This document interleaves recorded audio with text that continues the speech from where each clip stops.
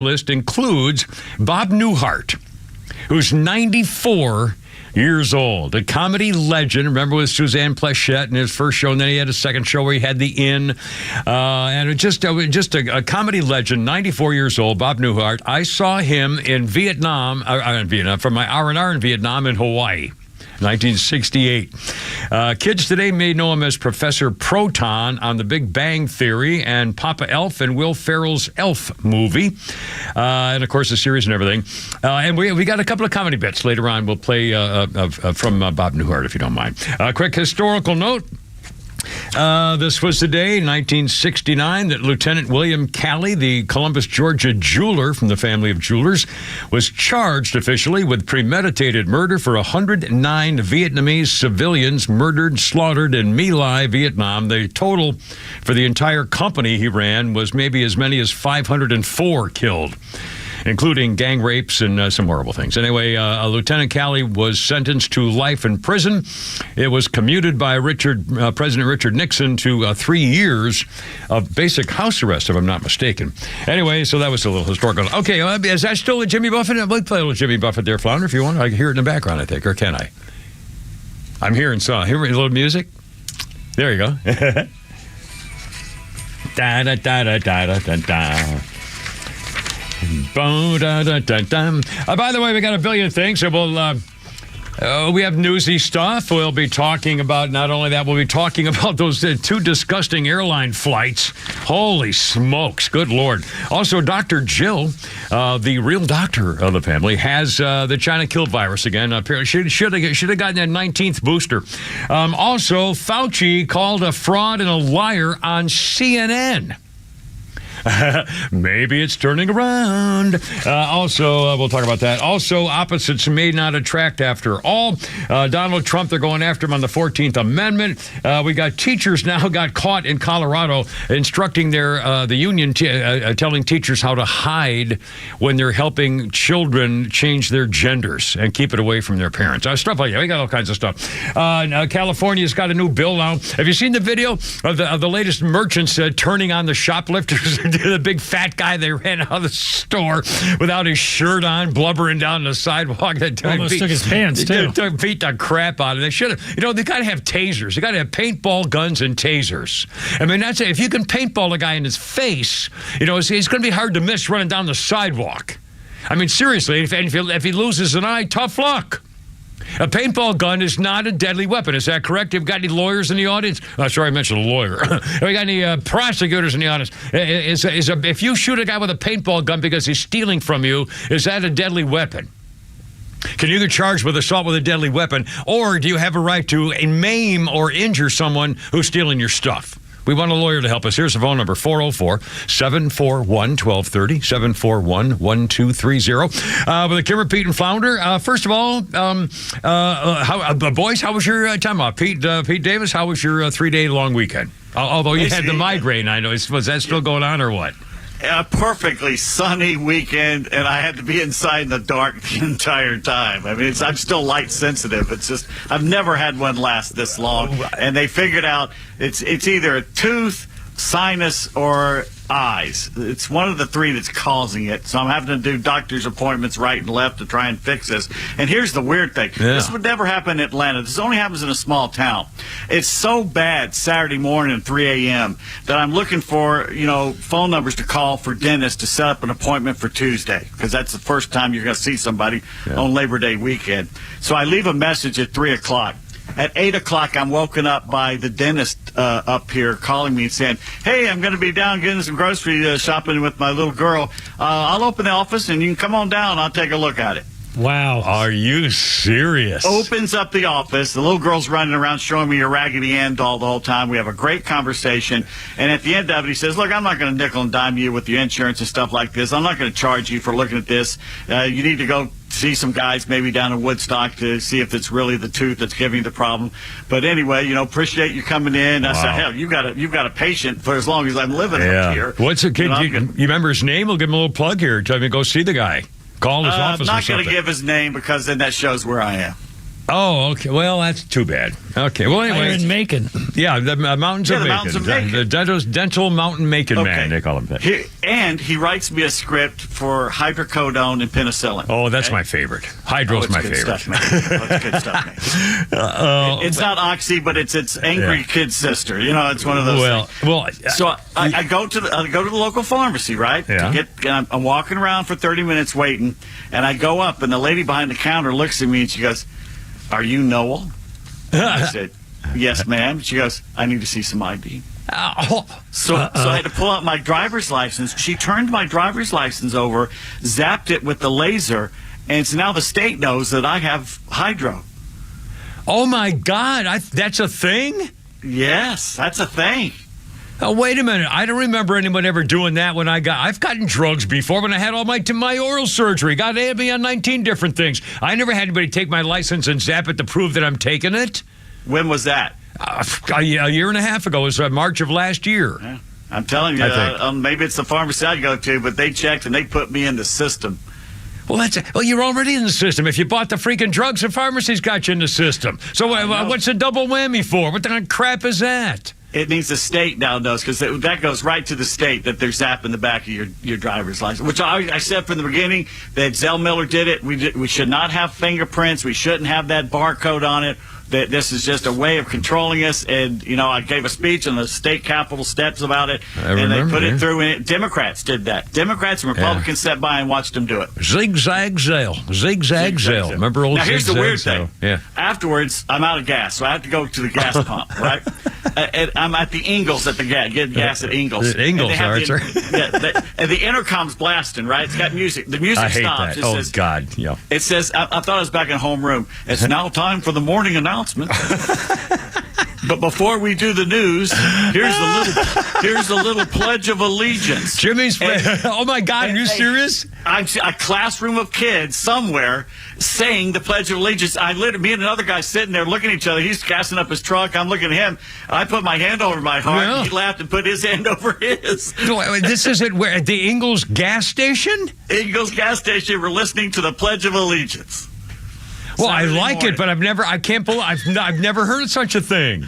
I liked it too. I did like it. Holy cow! Especially kids doing it. Thank God. I mean, by putting it back in schools. Where'd they get the kids? They had to probably do it on the secret, so they didn't tell their parents at some gym or something one day. And it made me think back, ever since the 60s and the hippies took over, that have taught everybody for 70 years now to hate their country and hate pride in their country, everything. Thank God there's a backlash now somewhere. Yeah. Or if it isn't even hating your country, it's certainly not respecting your country. It's not appreciating your country or lauding your country for the opportunity to say you don't like your country. I mean, it's unbelievable. The simple basic the stuff that's disappeared in the last 40, 50 years, 60 years. Oh man, we got so much. And Flounder, a quick 3-day with Mr. Mister. I had a great weekend. Yes, sir. Okay, none of my business. Fine. That's I was about to say it still is hot out, but it's starting to get cool out. So. Once it's cool out, we'll go hit golf balls. I was going to try to hit. It's too hot. We were going to try and hit yesterday, but it was too hot. It's too hot, and I go to the stable twice on days off. I go to the stable twice, and by the time I'm done. I mean, I can't function. It's just a total thing. Anyway, 3:13. We got a billion stuff. We'll talk Jimmy Buffett, and by the way, skin checks. 'Tis the season, and I can remind myself about that FUDEX stuff that I had some time ago. Also, we got a billion things coming up. 3:13 with a Kimmer, Pete, and Flounder on 106.3. Look out, there we go.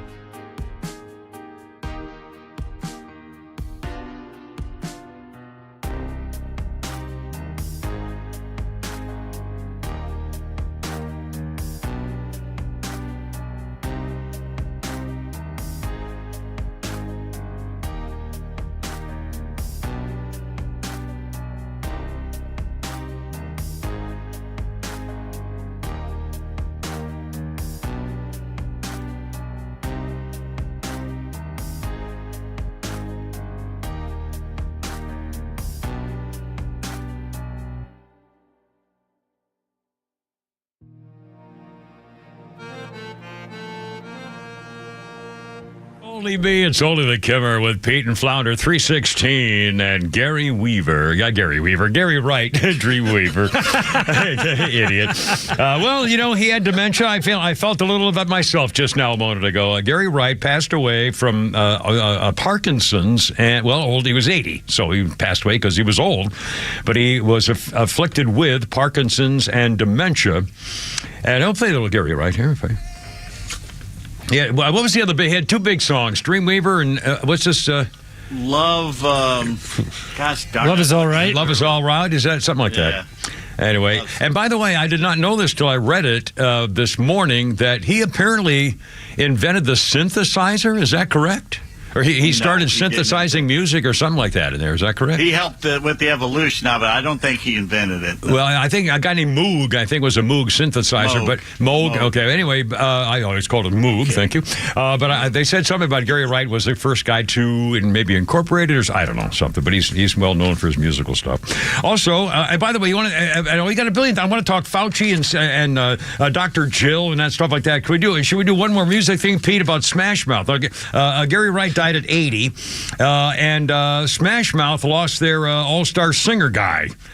Steve Harwell, 56 years old, died peacefully at home in Boise, Idaho, acute liver failure. And now, ladies and gentlemen, Pete Davis with one of our fine, famous Smash Mouth stories from many back. What, God, was this the 90s? Yeah, it was the 90s. Oh, my God. Anyway, tell the story, Pete Davis. Here we go. They were having a concert of a bunch of bands down at Centennial Park, and we at our radio station have been basically plugging it for months. Yeah. For months, yeah. Mentioning their name and everything like that. Yeah. We get down, and they had several of us go down there and announce the bands that were coming on stage. Yeah. And I was there to announce Smash Mouth. Well, the morning of, we're told we can't mention their name. We can't say what the band doesn't want you guys, or we don't want your station connected. Our with station wasn't a rock, and we were doing news talk or whatever the reason was. I can't remember specifically, but they were ticked off. Somebody said you can't talk about them. That was ridiculous. I don't understand. Can't mention their name. Can't mention. So I get up there, and Pam Rahal was our public relations director, and I said, "You know what I'm going to do, right?" And she goes, "I got a feeling I know what you're going to do." I said, "Can I do it?" And she goes, "I don't care. They're screwing around with this. I don't care." Okay. So I got up on stage and I talked about them, but never mentioned their name until the very end. And just as the band's coming on and getting their instruments and everything, I turn around and look at them, and they smile, look at me, and I turn back to the crowd, and I said, "And ladies and gentlemen, Smash Mouth sucks." And I dropped the mic literally and ran off the stage. I still don't understand what the problem was. Why would I don't? Because you were on the radio. I think it was I on the air with you. I'm trying to remember. Yes, you were on the air because Keith Cowlin was in the helicopter above, and he's yelling "Smash Mouth sucks." Yeah, I was hysterical, and I'm thinking, oh God, was that there? Was it Centennial Park? Was that after the Olympics? Oh God, I can't remember. I'll bet it was. Must have been after the Olympics. Well, I don't remember. It was about that time, late night. Oh, pretty funny. Smash Mouth sucks. Can I put it out there that I think Jimmy Buffett may have lived one of the top 10 lives in human history? I have, I was thinking about that today, and in fact, I was reading a whole bunch of stuff about him. I've been to one. Have you ever done the Jimmy Buffett thing where you take a van, you go there at 8:00 in the morning, and you wait till the concert at 7, and you're all hammered? And, well, we did it. My family and I, my brother's 50th birthday, and a bunch of us and chicks and everything. Not me. I didn't have a girl. But we went to the Jimmy Buffett thing and stuff. But I've been reading so much about him. The only kind of negative is that, he was such a great businessman, at least creatively and behind it all. On the other hand, you have to say, at various points, he really just didn't give a damn about much of anything. I don't want to say he was like lazy and shiftless, because he hardly was. He was a nonstop businessman. But sometimes the attitude is just a great break from everything, and maybe one of the top 10 lives of all time, if you put it all in perspective. When he wanted to, He partied when he wanted to. He was the king of Key West and the entire Keys. He saved the manatees. He almost got shot out of the sky with Bono. He was shot out of the sky by the drug. The Mexican thought they were drug smugglers in his plane. Shot him out and shot at him. He was almost a drug smuggler when his music career didn't take off. He thought about being a drug smuggler. I mean, the man lived a hell of a life. He was surrounded at the end by his family, friends, and his dogs. Yeah. I mean, what a life. Yeah. And his sister, Lori, I think she's known as Lulu, was also diagnosed with cancer at almost the same time Jimmy Buffett was. She had pancreatic cancer. She had surgery, and she's recovered. She's cancer-free. Wow. And she says she's heartbroken that Jimmy didn't make it. I've run my share of I've done my share of my bed of smug and run my share of grass. I made enough money to buy Miami, but I beat it away too fast. Yeah. Never meant to last. He's got a lot of sad songs for a happy guy. He had a lot. Yeah, one of the songs that made him. I think it was "Come Monday." Come Monday. He wrote that depressed. My two favorite songs are this one and "Come Monday." And the "Come Monday" one, his girlfriend's taking off another baby and needed. I mean, it's a very sad song. He was on David Letterman and said he was thinking about committing suicide. He was in a Howard Johnson somewhere around San Francisco in a Howard Johnson. So he was thinking about killing himself when he wrote that song. Wow. When he found out his sister had cancer, she says he flew the whole family out to Montana, dogs and everybody, just to be with her and have some good times. He kept his cancer battle private. He had it for 4 years. And this the cancer he had, I definitely want to talk about. It's called Merkel. And what scares me, Merkel cell carcinoma, it's skin cancer, but it's really nasty, Merkel. And I saw a picture of it on the internet. It's described as like it tends to be a purplish bump. Or like a lesion or a purple thing. Well, I've got I've got 800 of them. I mean, seriously, at my age, I've got the whole skin. I've taken blood thinners, so of course my skin's all purple and dot. I mean, I got a million. It's unbelievable. So and I remember I did this before. I'm suggesting right now, especially if you're a certain age and if you've lived in places where you're in the sun a lot, get yourself a skin test. Make an appointment with a dermatologist. I'll bet your health insurance covers it. To take your shirt off and have them look at your chest and your belly and your legs. No. They put the towel on you. They check you from head to toe. Yeah. I've had it done, and in fact, I remember I've told the story when I had the Effudex. It's called, which is cream. The what? The Effudex. I think it's EFUDIX. I think. Careful. Yeah, and it's a cream, and I had pre-cancerous facial skin thing. Hadn't even noticed it, but the doctor said, "Yeah, but this is a good idea for this," and I put a dot of the cream on my nose and a dot on my forehead, just a teeny little dot.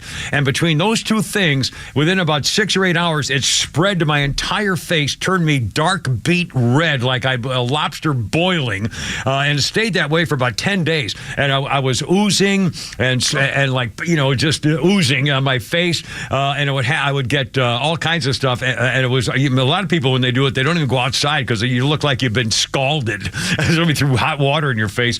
But it sure worked. It took the whole layer of skin off my face, and my face is like a baby's ass now. I mean, it's just soft and skin. But anyway, but the skin cancer stuff, and again, it's worth getting yourself checked because if you can, he had it for 4 years, but again, it kind of tends to disappear, and then all of a sudden when it comes back, it's over.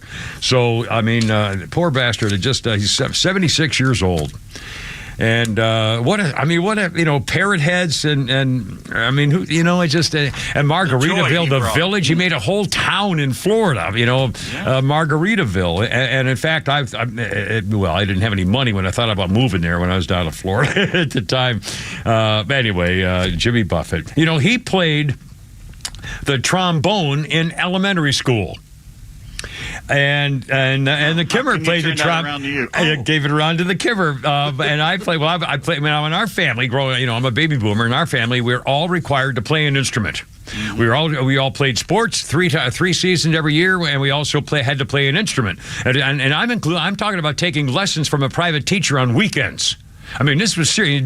Playing an instrument in the school band or private lessons at home or both or whatever. Anyway, so I played the cornet, and then they found out that we had a trombone up in the attic from my father when he was a kid. So I started playing I was the first chair trombone in the all-state band, if I say so myself. But Jimmy Buffett also got his musical start when he was in elementary school playing the trombone. And from there, it was history. And what a great story. Just a wonderful story. All right, 326. Let's see. We'll do a quick newsy thing here because we're kind of running out of time. And then I want to talk about that Facebook post on where are all the good men. Also, decluttering and a bunch of newsy things and the plane flights from hell and stuff like that. But first, Dr. Jill tests positive for the China kill virus. She's a real doctor. However, President Joe crime family tested negative this morning for the virus. His 72-year-old wife, however, got it tested positive Monday. And so she says she has little minor symptoms, and she's going to be fine. She apparently also... the Kimmer Sidden Secret microphone was eavesdropping on one of her consultations, and apparently Dr. Jill also may have tested positive for herpes, chlamydia, gonorrhea, crabs, crapocardia, cuckoldolitis, toxic foot syndrome, vagicular deficiency, anal glaucoma, chest acne, anti-vulvatola, Cheeto fingers, and man hands. So those are just a couple of the things. Oh, and by the way, according to the Babylon Bee, First Lady and real doctors confirmed she tested positive with her own diagnostic assessment, which included hitting herself on the forehead with one of those little rubber knee hammer thingies. Yeah, she says it's official. I have COVID. I took that little hammer thingy. Real doctors all use these and have positively confirmed I'm suffering from this horrible disease. But rest assured, if I hadn't already had 17 vaccine injections and boosters, I'd be way much worse off than I am right now. Of course, the nation was rocked to find out to its core this was happening to the First Lady. She ordered President Joe to resume his rigorous vacation schedule without her while she rested at home from putting a thermometer up her nose in an attempt to take the temperature of her brain. The president said my wife Jill will battle this illness with complete dignity in a brief statement before he hit the beach. And the American people can feel confident that there are other people to order me around and keep me from eating glue while she's recovering. Excuse me. At publishing time, reports of medical personnel being urgently called to Dr. Jill's bedside were learned to have been a false alarm. Sources disclosing she simply needed help after strapping a blood pressure cuff around her neck by mistake. To 328. And now Dr. Fauci. Dr. Fauci, labeled a fraud and a liar, roasted on CNN, talking about masks. Flounder, if you will, sir. Brett Stevens in the Times talked about Cochrane. Put that on the screen.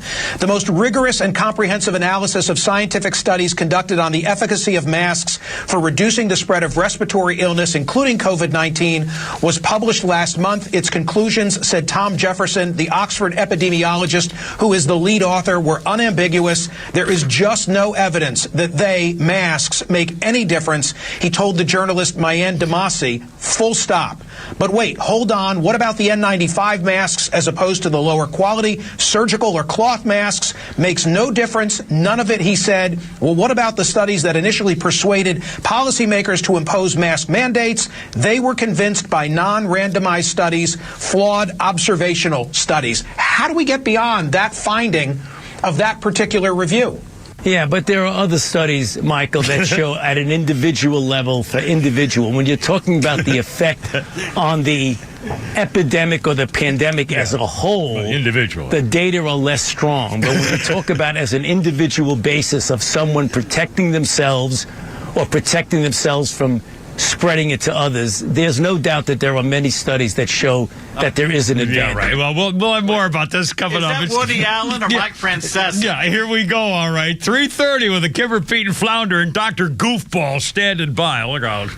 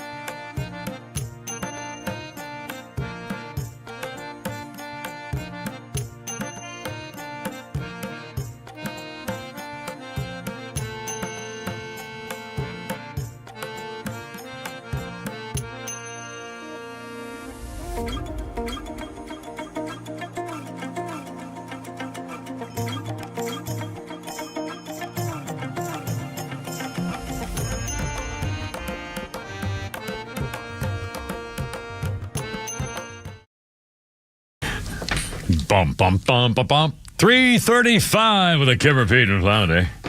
A little Freddie action there. Special day on 2016 on this day. They named an asteroid after Freddie Mercury. Would have been his 70th birthday. And the Queen frontman has had his name attached to asteroid 17473, discovered in 1991, the year he died. Queen guitar player Brian May told a gathering of 1,200 fans at Montreux Casino in Switzerland that the asteroid would now be known as asteroid 17473, Freddie Mercury. And there you go. Little Queen bites of dust. There you go. A lot of musical stuff here in the news here today. Quick birthday, Rose McGowan is 50. The big 50. Harvey Weinstein's slayer. Marilyn Manson's see-through gal pal. Me Too #girl. She was Paige on Charmed. Tatum in Scream. And Cherry, the zombie-fighting stripper with a machine gun leg in Grindhouse. Never heard of that. Anyway, Rose McGowan's 50 years old today. Isn't it ironic that Freddie Mercury named himself after a planet, and now an asteroid's been named after him? Yeah, there you go. And it's been 1991? Wow. Let's see. 1930, this day in history. Charles Creighton and James Hagris, for some reason in 1930 on this day, decided to drive from New York City to Los Angeles and then back again and see how long it would take them in their 1929 Ford Model A. And they did it backwards, in reverse. It took them 42 days. The hell? I mean, can you imagine cross-country in reverse in a 29 Model A? All right, well, whatever. Float your boat. Anyway, how you doing? It's only me. It's only the Kimmer, Pete, and Flounder. It's Tuesday. Feels like Monday because we had the whole thing with the thing there. And a million things going on here in the look. Let's see. Pete, we're going to talk about Elon Musk in a little while, and we'll do some newsy stuff here in a second. First of all, you mentioned something to me that I had not heard of before, and I'm ticked off about it. Speaking of Elon Musk, that he's done something private up in the sky. How come I didn't know about this? Tell the little people what's going on up there. Well, the people who follow the stars and look up in the sky at night, they know about this, but I hadn't been paying close attention. And last night I'm sitting here on the couch, 9 o'clock, and somebody went on Twitter and said, hey, if you're out and about, look up. Starlink goes across at 9:13 tonight from northwest to northeast. And I'm thinking, I'm not doing anything. It's a cool night, so I went outside.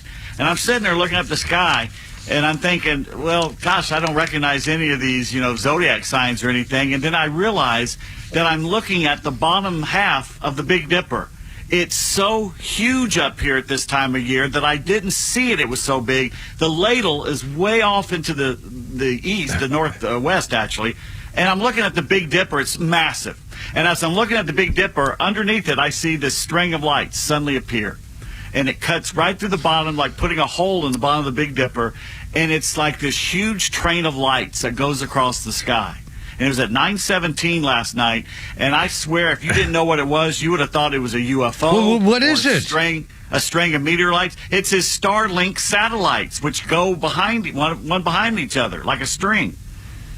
Now and they go around the world. How many of them are there? I mean, how long is this thing? It's long. It's long. I don't know how many are in there. And they're white. And I'm watching it going, this would freak me out if I didn't know what I was looking at right now. And I don't know why he doesn't do this at Christmas. Put the first one, make it a red light. Yeah. So it looks like Rudolph. Through the red nose, yeah, absolutely. Now, does it look like they're attached, or one's following another? Or, I mean, is it like 100 of them, or 20 of them, or 10 of them? Or I would say it's kind of like 10 of them or so, and they're like kind of attached, but they're not. But they're just right behind each other, one after another. And they move. It's like a string. Yeah. It's like a long worm or centipede, but it's straight, and it's going across at a pretty rapid speed. It takes about a minute to go across the sky. I mean, those 707s really move across the sky. Well, I've never heard of that. I don't know why I've never heard of this. What's it called? String link, or what the hell is it? Starlink. I don't know how often it comes over, but if you get a chance to go out and look at it, it's absolutely beautiful. Well, I'll be damned. And what part of the sky would we know this, or anywhere you can? It starts in the northwest, goes north, it goes through the northern part, and then it goes to the northeast and disappears. Huh. Well, I'll be damned. At least it did last night. No. I don't know what else. Well, that's very strange. There you go. Let's see. Oh, geez, we've got so many things. You want to do talk about the Delta flight stuff? Or you want to do a little, well, yeah, let's do that. This is disgusting. Delta flight from Atlanta to Barcelona, Spain. The Airbus, 2 hours into the flight. And Flounder, if you can get to our sound machine here, sir. 2 hours into the flight, here's what the pilot has to tell the tower. Negative. It's just a biohazard issue. We've had a passenger who had diarrhea all the way through the airplane, so they want us to come back to Atlanta. Yeah. Now, I'm amazed. This is disgusting in every way and horrible. And how would you like to be that guy or the guy on the flight or his wife? I mean, my God. But how come we don't know more about what happened? And what does it mean throughout the whole plane? The guy was running up and down the aisle saying, help me, or I got to go, so I can't get in here. I don't understand why we haven't heard more about this from everybody who was on the plane. Anyway, they made it to Spain 8 hours late or something, 8 hours later. But again, it was a biohazard because the guy was running up and down the plane with a, Green Apple Quick Step. And the crews were able to scrub down the aircraft when it came back to Atlanta, and it shows it was used on another flight. What's that? That's just... Well, again, you can't, kill the plane. You can't be, you got to scrub, you got to clean. They got to clean it, but still, they don't still dump it over the ocean or land. I think they do. Yes, and it gets frozen when you're up in the sky. It comes out like a frozen chunk. How does that not kill people? I don't cattle? know. Well, I don't know. Well, they probably can't do that unless they're flying over water. But you know, a ship. Yeah. Yeah, well, they used to. Now, maybe that, I don't know. We probably should Google that. I don't know whether they still allow planes to dump their stuff over the open land. I don't know. I'm telling you, when I came back from London, what I did about halfway over the Atlantic, they needed to do. Oh, hey, hi-oh. And now, not only that, hear about the Air Canada flight. I mean, this was well, how'd you like to have this happen to you?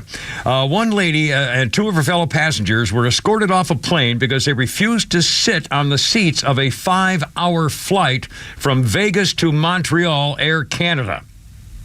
There was a stink on the plane. One girl says it was a foul smell. We didn't know what it was.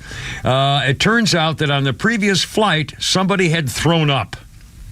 The Air Canada staff tried to mask the smell of the throw-up with coffee grinds and perfume. The customer said, no, we can, no, you can, yeah. And by the way, they said, incidentally, you guys, the seats are still wet and we can see stuff. Oh. The steward, here's what happened. The steward, I said, oh my God, we're so sorry, but the flight is full and there's nothing we can do. You have to take your seat. They said, I'm not sitting on that. And then they said, well, we'll put a blanket down there. And the steward, I said, well, we really don't have any blankets. So they said, you got to be kidding. So now there's a big argument on the Air Canada flight about the barf all over the sea and the wet. So anyway, they argued for several minutes. And then the stewardess says, okay, we'll get a supervisor. He said, no, there's nothing we can do. Then the pilot goes down the aisle. He gets on his knees and very calmly says, ladies, I'm sorry, we have, and check what he says. The pilot, Air Canada flight says, ladies, we have two choices. You can leave the plane on your own accord and organize a flight to get where you want to go on your own dime. Or two, we will escort you off the plane by our security forces and put you on our no-fly list. Good God. So either shut up and get off or sit down. And they said, we're leaving. So the guards came up and escorted the women off the plane. One woman said, I'm ashamed to be a Canadian. I'm ashamed of Air Canada. But I don't know what they could have done. I mean, they can't force you to sit in crusted seats. No, absolutely. And I assume they got their money back. But still, that's not the point. Now they have to go make another flight a day later or whatever. Whenever they get, it's from Montreal or from Vegas to Montreal. It's an international flight, although it's not that far. But still. Anyway, it is far. Yeah, it is long haul. It's from one end of the continent to the other, basically. Anyway, so that's the latest on our airline flighting things. Pretty freaking bad. Almost 3:45. Coming up, you're going to hear. Oh, have you heard the new song? It's called "The Three Latinos for Trump." And I guess they're saying, boy, this is the Latina version of the rich men from north of Richmond or whatever it is. Latinos for Trump. United we stand and we standing with Trump. Dear white people, will you take our vote? Why the Democrats always try to steal our hope? I'd rather have a president with a mugshot. Anyway, that's all coming up in a second. Also, Adam Schiff for Brains is now trying to use the 14th Amendment to keep Donald Trump and have the states. What do you think about this? And I'd love to hear your phone calls, your Rumble stuff and YouTube stuff on this. Adam Schiff for Brains is trying to get the states, like Michigan in particular, maybe Pennsylvania, to block Donald Trump from even appearing on the ballot. They don't want to put his name on the ballot for president, so he would have to sue to get his name on the ballot and go to the courts before he could be on the ballot to be elected for the next election. That's how sneaky these bastards are. That's why elections count. Hold your nose and vote for the Republican to stop this. More coming up, 3:45 with a Kimmer, Pete, and Flounder on 106.3, baby. Look out.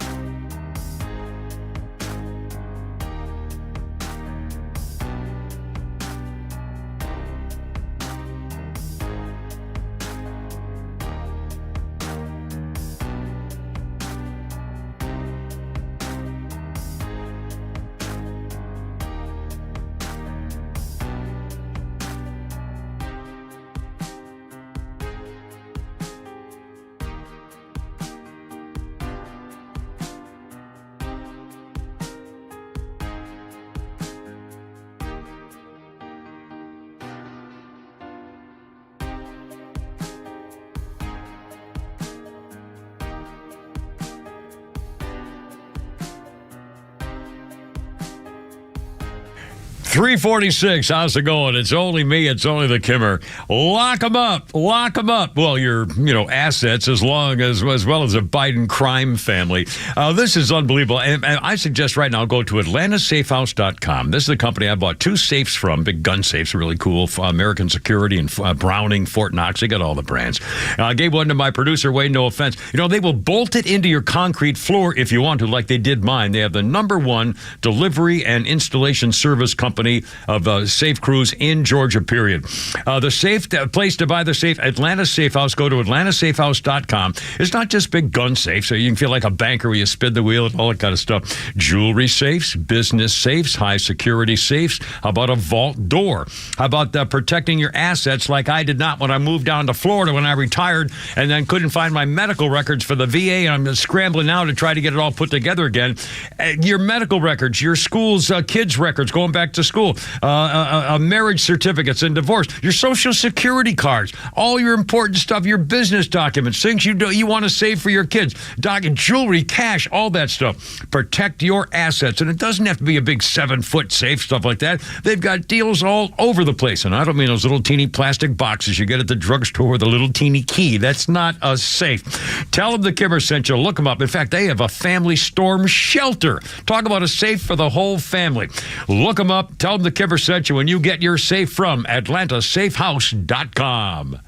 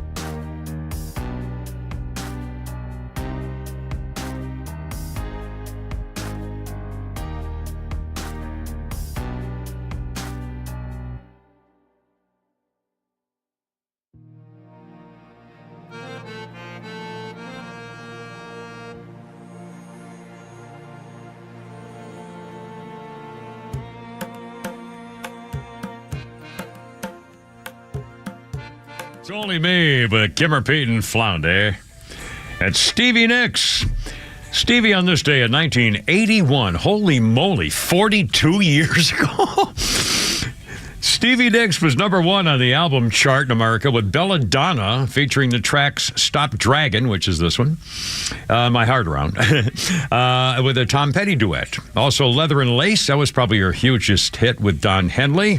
Edge of 17, and After the Glitter Fades. Stevie Nicks, 1981. Was she the one David Letterman used to make fun of for not coming on his show? Or was that the... I'm not sure. It was one of the two... girl there, that thing there. Anyway, I can't remember. For Fleetwood Mac. Somebody, one of the two people there. The birthday list includes Michael Keaton. He was Batman. Batman in the Tim Burton movies. I'm Batman. And the Vulture in Spider-Man Homecoming. He was also, what was that movie with Fonzie? The Night Shift, or the night where he played the guy in the morgue? That was a great role. Night Shift with the girl from Cheers, the blonde from Cheers, and Fonzie. Yeah. Diane from Cheers and Fonzie. It was really a fun, happy comedy, fun movie. Gesundheit, you all right over there? Mm-hmm. Sorry. And also, he was in. Didn't he do the Stay-at-Home Mom, Stay-at-Home Dad Mr. movie? Mom. Mr. Mom. That movie's really funny. That was him too, right? Yeah, good. You know, he's a very, very well-known. And he was in this latest one last year, the one about OxyContin. He played the doctor, which all the pharmaceuticals lied to everybody about that. I didn't know that was a movie. It was a thing. I'll be damned. Let's see. I have a little something here. 1904. Oh, by the way, Pete, I have 4 history sports items and a history birthday. So I'll have to save those for later. 1945, Eva Tagore-D'Aquino was arrested on this day in 1945 for aiding and abetting the enemy in World War II. She was Tokyo Rose. Come in, Tokyo Rose. She served 6 years in prison, and President Gerald Ford pardoned her. Wow. Long after the fact. Well, I guess because I don't know, she was a chick and he had hit his head. You know, he wasn't wearing a leather helmet back in those days. Or Ohio State or Michigan. Was Michigan. Yeah, Michigan man. Okay, again, they're going after Donald Trump. We'll do a quick newsy thing here. 354. And I want to talk about that Facebook post on where all the real men go. We'll do that thing. Also, I don't like my I got a new look today and I don't like it. And I don't know what to do about it. We'll talk about that later. First of all, they're going after Donald Trump. Adam Schiff for brains. I said Schiff is trying to keep him off the ballot in state elections. They're trying to keep they're hoping Michigan will do it with that girl communist up there, the governor. They're hoping that they will keep his name off the ballot so he will have to sue and go all the way to the Supreme Court to be able to even have his name on the ballot in certain states in America. I mean, these people will do anything. I love my favorite thing in my own head now is they say they're trying to save our democracy by preventing you from being able to vote in a democracy, ladies and gentlemen. Just think, why don't they even somebody show them what they put it in writing? You're trying to save your democracy by preventing people from voting. Yeah. Keeping away one of the candidates. How do you figure that? Anyway, here's this. It's called the 3 Latinos for Trump, and One Color, One Nation, and the slogan: I'd rather have a president with a mugshot than the pedophile president we have now. Here's the 3 Latinos for Trump, founder, if you will, your leader. The whole hood's for Trump. Joe Biden, yeah, I'm voting for Trump. Blacks for Trump, Latinos for Trump.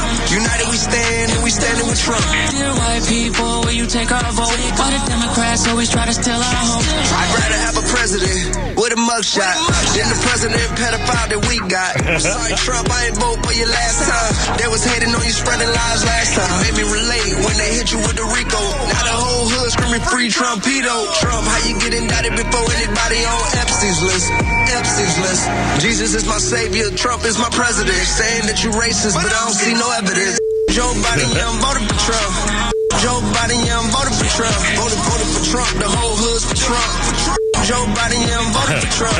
Good job, Flounder. Latinos for Trump. United we stand, and we standing with Trump. Dear white people, will you take our vote? Why the Democrats always try to steal our hope? They don't hit them with a RICO.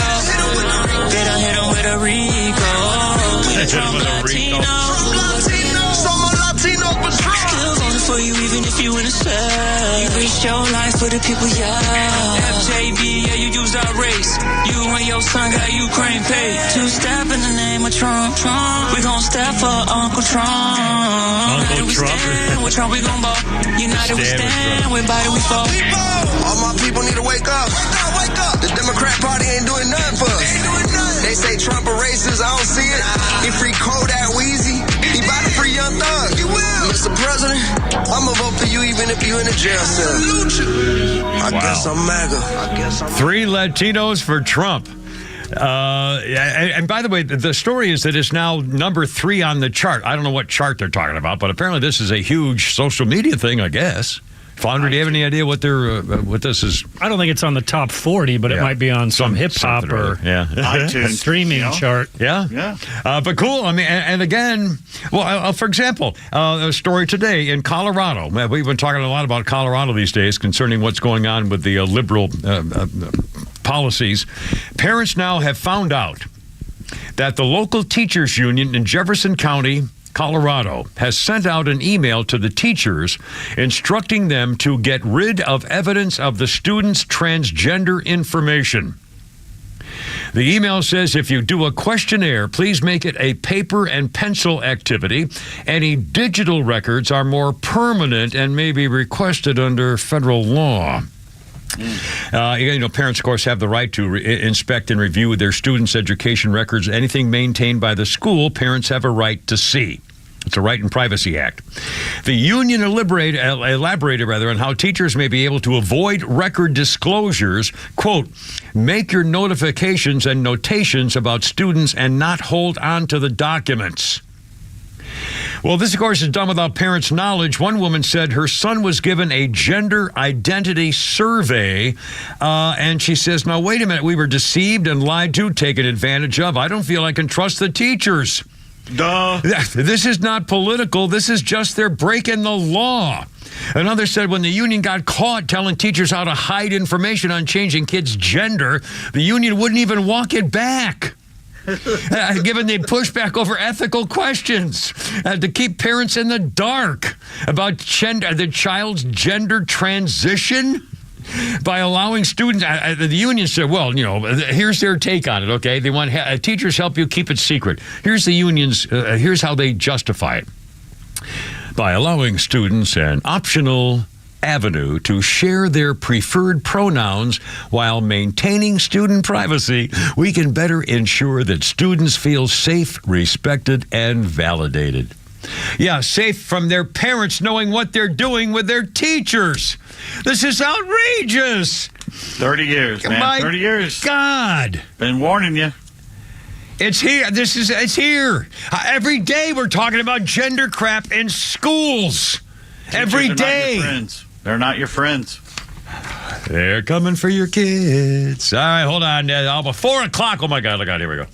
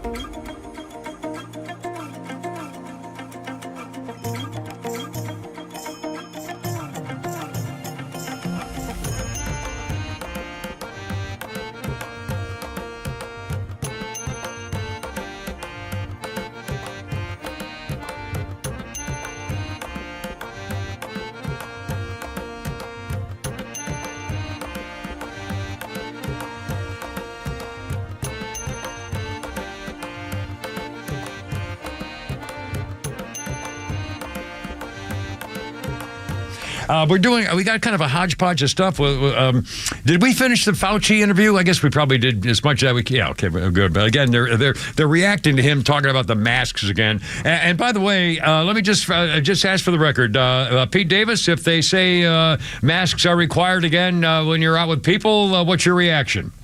I don't go there. Flounder? Oh, he's not near the mic. Sorry, he's in the back of the studio. We're gonna get. I'm right here. When they tell you that masks are required to come into a building or to come into work, what's your response? I won't go into that building. Okie dokie. And mine is, I always wanted to retire, and I guess I didn't have a chance to rebuild the old nest egg, but I'm out. I mean, it's not going to happen. I'm not doing it, and you can do whatever you want, and you're going to get a reaction. That's ball game. This is just crap. Absolute crap. And by the way, whatever happened to punishing China? China did this. All those people who died. China. Yeah, Fauci did it. He paid him to do it. And by the way, Fauci was the most highly paid member of the United States government. He had like 3 jobs, all paying him 6 figures. Anyway, so we'll go and talk more about that later on. Also, we'll hear from Chuck Norris talking about why he used to be a Democrat. Coming up, and there's a lady in Maui who's really ticked off at this whole Oprah pledging $10 million something or other for the people or something or other. I don't know. Also, I've heard now that this is National Cheese Pizza Day. Plain cheese pizza. How horrible is that? I mean, I don't think I've ever had. Well, I'm sure I have because someone said, "Here, have this," and that's all there was. But I would never just order a plain. Have you ever ordered just a cheese pizza? Maybe a slice. Flounder, have you ever ordered are you in Veronica Pizza people? Yeah, but I mean, I normally get pepperoni on mine, but I've gotten a slice of cheese because it was all that was available. Yeah, but again, I bet there are people who just like cheese pizza. They don't want anything on it, just cheese and pizza. Well, speaking of which, what is the top pizza style in Georgia? I'll bet you in Georgia, probably. Well, no, I was going to say something. No, I don't know. I was going to say it's got to be meat. It's got to be some kind of meat on them. Like sausage or hamburger pizza. Well, we're talking style here. Like most of the country, Georgia likes New York style. Yeah, New York pizza, yeah. Okay. It's the most popular style in the country except for Wyoming and Wisconsin and Vermont like something called Neapolitan-ish. What the heck is that? I don't. It sounds. Would that be more like an Italian pastry, almost like layers of ice cream on almost it? Like almost like a lasagna where you have several different layers. I don't know. I don't know. Michigan likes Detroit style, of course, which is the square thing that one of them's doing. Illinois, Iowa, and Arkansas prefer Chicago style, which is good for the winter. And Missouri has a St. Louis style. I've never heard of it. I don't know what that is. Now, Chicago style is that big, fat, thick, heavy. Yeah. They weigh about 8 pounds for a slice. Huge pizza thing. Connecticut has New Haven style. I've eaten at the Mystic Pizza up there. I wonder if that was what I was eating up there. Mystic Pizza, the famous movie, Julia Roberts. Yeah. I think, and I forgot who else in there. Anyway, now I do. By the way, I do love. It's called Mexican pizza, I think, where it's just cheese melted on like a tortilla. And I used to love that. God, I haven't had one of those in years and years and years. I love the quesadilla, cheese quesadillas, too. Well, Taco Bell brings that back every now and again. And really? Everybody loves it. And the racetrack has a breakfast pizza. Oh, I'm not sure I'd get my breakfast pizza at the gas station. It's good. It ain't your old gas station. Gas stations now have some of the best breakfast biscuits. Well, I guess some of the best food. Yeah, but every time I've gone into one and I go by the place with the hot dogs on it, there's kind of stuff hanging down in the thing. I mean, it looks very, very grody. You don't get your hot dogs there, no. God. Anyway, but I used to love those Mexican pizzas. Just it's a tortilla with melted cheese on it. They used to put a little guacamole in there. Called a quesadilla. Well, I know quesadilla is like a sandwich. Quesadilla. Yeah, have a quesadilla. Where are you going, Grammy? I'll be going all night. Give me a whole case of those dillas over there. Oh, anyway. All right, let's see where we go. We got so much time. I don't know where to start. Wow. Let me mention the ATM thing. It's 409, and we'll do some more. We got some crime stuff and a horrible case of those 5 kids. Oh man, we're talking about that. Can I say something before you get to the next topic? Yeah. I am really upset with 2 companies. All right. One is Publix, and the other is Krispy Kreme. All right. The Publix one, and I'm sure you've seen it now, the TV ad where the stepfather is raising the little girl. I have, and the whole time she's from birth up until the day she gets married, she calls him Chris and not Dad. And he's put a roof over her head. He's been there for her. He's paid her bills. He's fed her. And it's always, well, thanks, Chris. Thanks, Chris. And then the day she gets married, which he's probably paying for too, she turns to him and says, thanks, Dad. And he starts to cry. I'm saying, I would be like, what took you so freaking long? Yeah, well, I have not seen that one. Probably a good thing. It angers me that the fact that, they act like she's being so nice that she finally says, thanks, Dad, when he raised her. Yeah. That just pissed me off. They did it for the effect. Obviously, you're gonna feel weepy at the end that it's so special. And then, although when you say, "Now wait a minute, should have been doing that the first time," whatever. So exactly. And the second one is, I'm sitting over the weekend. I looked at Krispy Kreme, which I don't have one anywhere near me. Brought back their strawberry glazed donuts. Oh, really? And oh my gosh, they're heaven on earth. And I looked at today and I thought, well, if I go, we'll go down to Atlanta sometime this week. And then I looked, they stopped selling them yesterday. Oh, no. Now, are they the really light, like your typical Krispy Kreme, or are they the heavy kind of cake type that I like Dunkin' Donuts? It's like a slice of strawberry cake is what it is. It's beautiful. Well, it sounds wonderful. And we missed it. Also, I'm complaining about, I put this on Facebook, Rumble, and YouTube today. For some reason, the other day, I realized, in fact, it was from all the heat. And I realized the other day, just walking along, I went shopping for a pair of shoes. I've been wearing cowboy boots for years and years and years, every day, because when I was retired, I went to the stable every day. So I've worn cowboy boots for, 12, 13, whatever years, and including since I've been back at work. You've seen me every single day. I wear cowboy boots, and finally, all weekend long, I said to myself, I was walking through the mall and all these stores, and I was on my feet, and it was hot as hell, and I said, these boots, why am I wearing cowboy boots? They're heavy as hell. So I need to get a pair of casual of shoes to wear with a pair of jeans, like I do. And so I went to North Point Mall. I went to every store. I went to like 4 different stores, and I went to DSW, which is nothing but shoes. And I'm telling you, America is going to hell. There were shoes all over the place, and there's nothing in inventory. They didn't have my size. What size are you? 11, 10 and a half, or 11 wide, or even medium. I'm a little flexible depending on how they're built. It's not one special thing, which is why I can't order them over the phone. Just use your app. No, I'm not using an app to order shoes. I want to put them on my feet and see how they feel.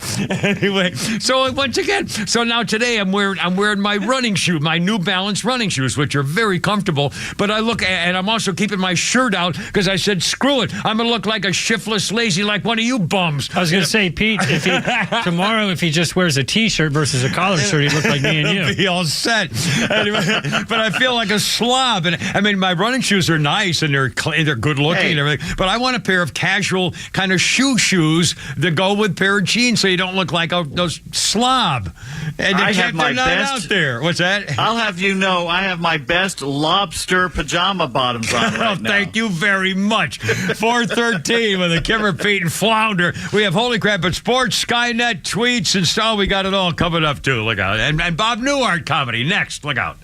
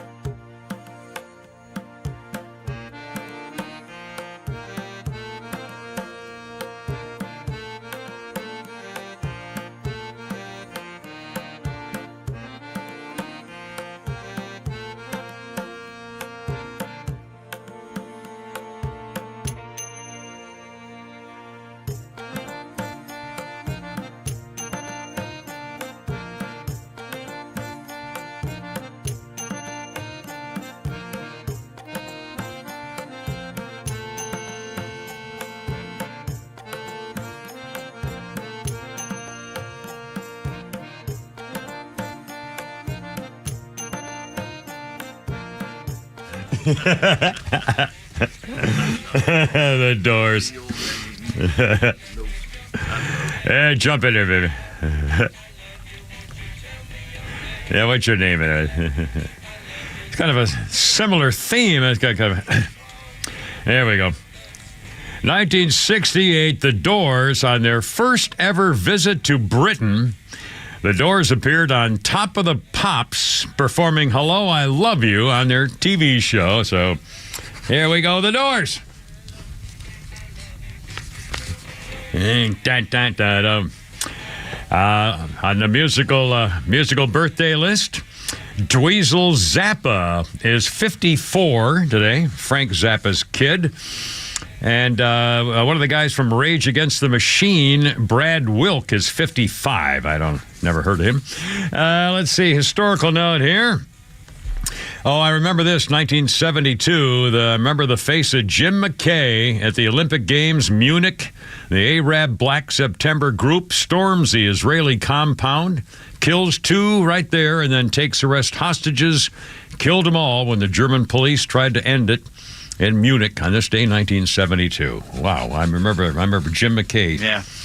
And if I'm not mistaken, I think he was wearing a pair of shorts or a bathing suit or something under his jacket, under that gold ABC jacket, because he had been at it was all happening so fast and breaking that they said, "No, get to the studio," and they were all, out on their own time. Anyway, what a man in the movies. And didn't he say something like they're gone? They're all gone. They're all gone. That's what he looked and he said. They're all gone. They're all gone. Wow. 1972. Let's see.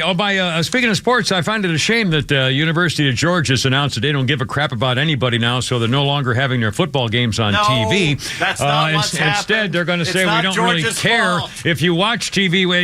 So they have the national champion for 2 years, and you don't get to watch them on television because they don't give a crap about the audience who, if they're over 40 years old and don't have a freaking telephone, a wristwatch where you can watch your stinking games. What the hell? I don't get this. I got to get a wristwatch to watch the freaking Georgia ball games now? Huh? Do you think every single college football game should be televised? Yes. That's what you're saying? At the University of Georgia, they're the national games. champions. How could you not have them on Call TV? your cable company. Okay, you could call your cable company, Mr. I don't even have the SEC network. Yeah, my cable company, $242 a month to watch TV and use slow internet. Yeah, and I don't have everything. I don't have all the. I have HBO and Showtime. I don't have all the big time Charlie ones in there, all the secret ones and all that stuff. It's unfree, and I'd be able to watch a stinking ball game for the national champions 2 weeks in a row, and they're not on again this week either. They're not on this coming weekend. You're paying $242 for cable says more about you than it says about them. Thank you. Now, there's an argument now. Spectrum, ESPN, they're fighting with each other. Yeah, Florida fans didn't get to see in some of their markets. The Gators, of course, they didn't want to. Georgia fans couldn't see some of the stuff at the bars and stuff. I mean, it's ridiculous how these grown men get in these fights and the fans pay for it. Yeah.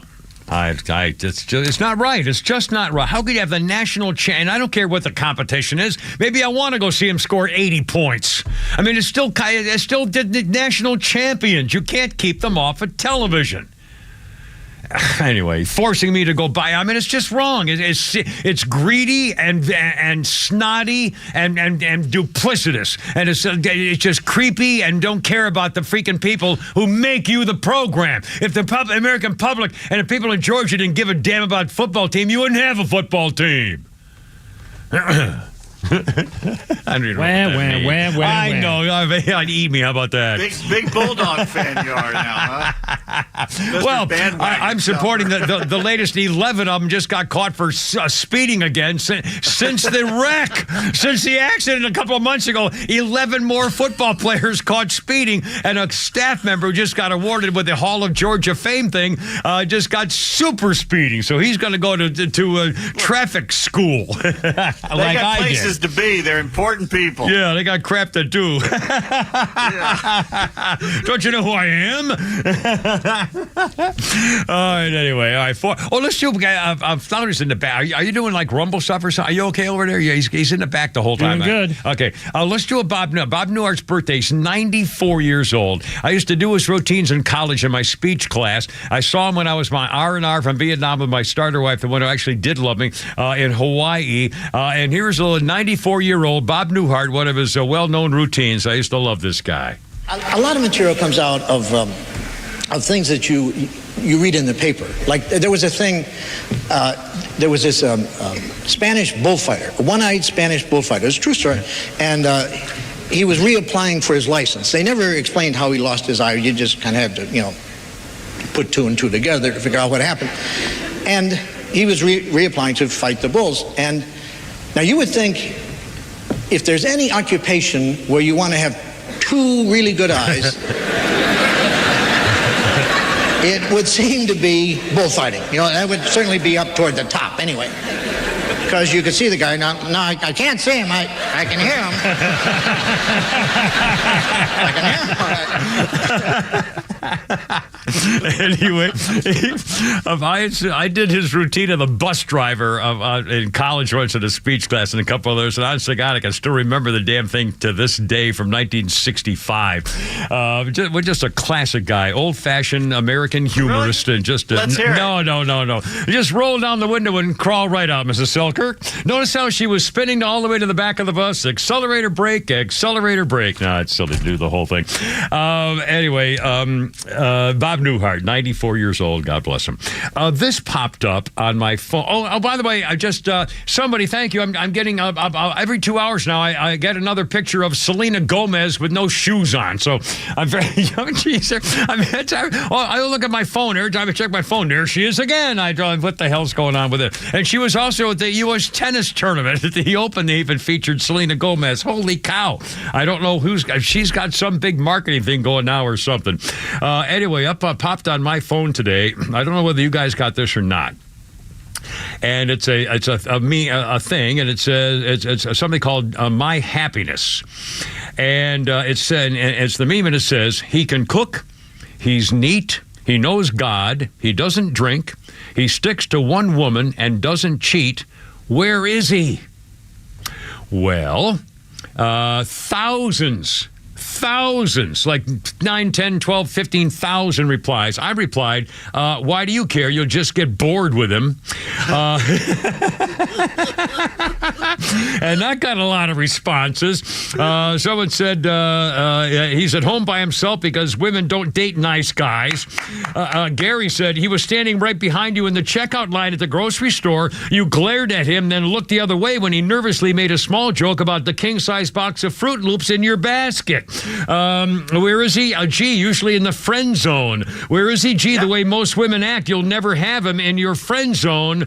And on and on. There are thousands. And honestly, it reminded me that it really is so simple. It's so simple, ladies, and you don't get it. We're so simple. If you help a guy realize that he's a man and can feel like it once in a while, it goes a long way. Anyway, and by the way, I think Pete, I don't know whether, I think it was Pete found this story about a study concerning personality traits and whether or not opposites, in fact, do attract. Opposites attract birds of a feather. Personality traits, what's the story? Well, there was a study from the University of Colorado. Now, because of their weirdness, I'm not sure I can rely on any of this stuff. But they studied 130 personality traits with millions of couples. And they believe that birds of a feather are indeed more likely to flock together. Traits such as political and religious attitudes, level of education, certain measures of intelligence were strongly similar between pairs, couples, loving couples, marriage couples, dating couples. Even things linked to specific personality traits like heavy smokers tend to be together, heavy drinkers tend to be together, teetotalers together. We have similar habits. There are links between people of similar height, weight, medical conditions, and other personality traits, and also birth year. You tend to date people near your own age. There's no compelling evidence that opposites attract. Like, in 89% of those analyzed, partners were more likely to be similar than not. 3% showed kind of weird tendencies where, one person's a morning lark and the other one's a night owl kind of deal. But basically, they're saying that personality traits mean that opposites do not attract. And by the way, one of the people who responded to this thing here, the reaction said, "Gee, it's mostly because it's okay if you have. It's only okay if you have a sense of humor." And I guess I don't have a sense of humor because it sure didn't work for me. Anyway, on to other things. Crime. There's a new bill now in California. And again, I met at the very beginning of the show. There's some fun video out there where this big fat load guy walks into a Los Angeles area store and starts trying to steal stuff, and they all jump him. And they rip his shirt off. They're trying to get his pants off, and he finally lumbers down the street empty-handed. But now the California Senate has passed a bill which will prevent businesses from making their workers stop shooters or shoplifters. In other words, if there's a shoplifter or a crime going on in your store, as a store owner, you cannot make your employees do something about it. Jeez. They have to let it go. Well, you shouldn't make the employees do something about it. But again, the other workplace is that they say you can't do anything about it. Yeah, so it's even worse. And the bill requires if incidents happen, here's what you're supposed to do. This is hysterical. I won't have time to do it all here. There are six listings of what you're supposed to log in for a violent incident log. After you get robbed and shoplifted, here's how now there's a 6-category thing you're supposed to fill out, and then wait till you hear about how in Austin, Texas, the police are so understaffed. They're saying instead of calling 911, call 311 and take some notes on what happened to you. We'll get back to you later. Oh my God, 4:30 with a Kimmer, Pete, and Flounder.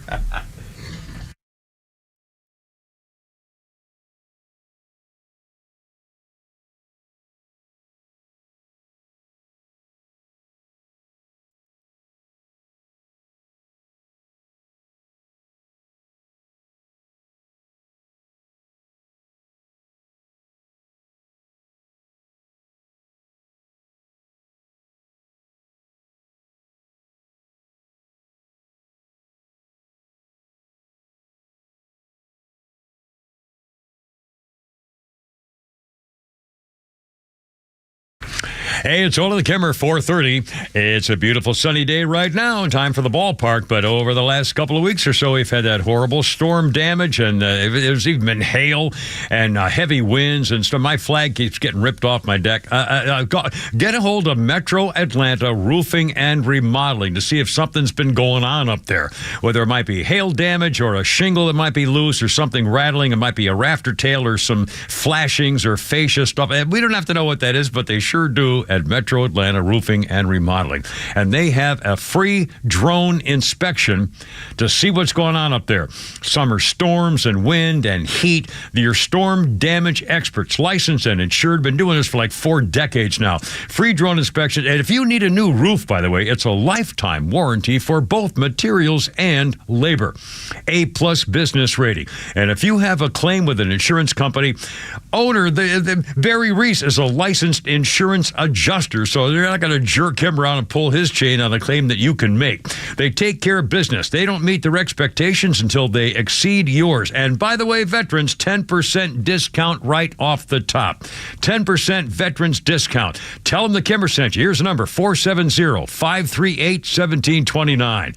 Metro Atlanta Roofing and Remodeling on the web, metroatlantaroofing.com.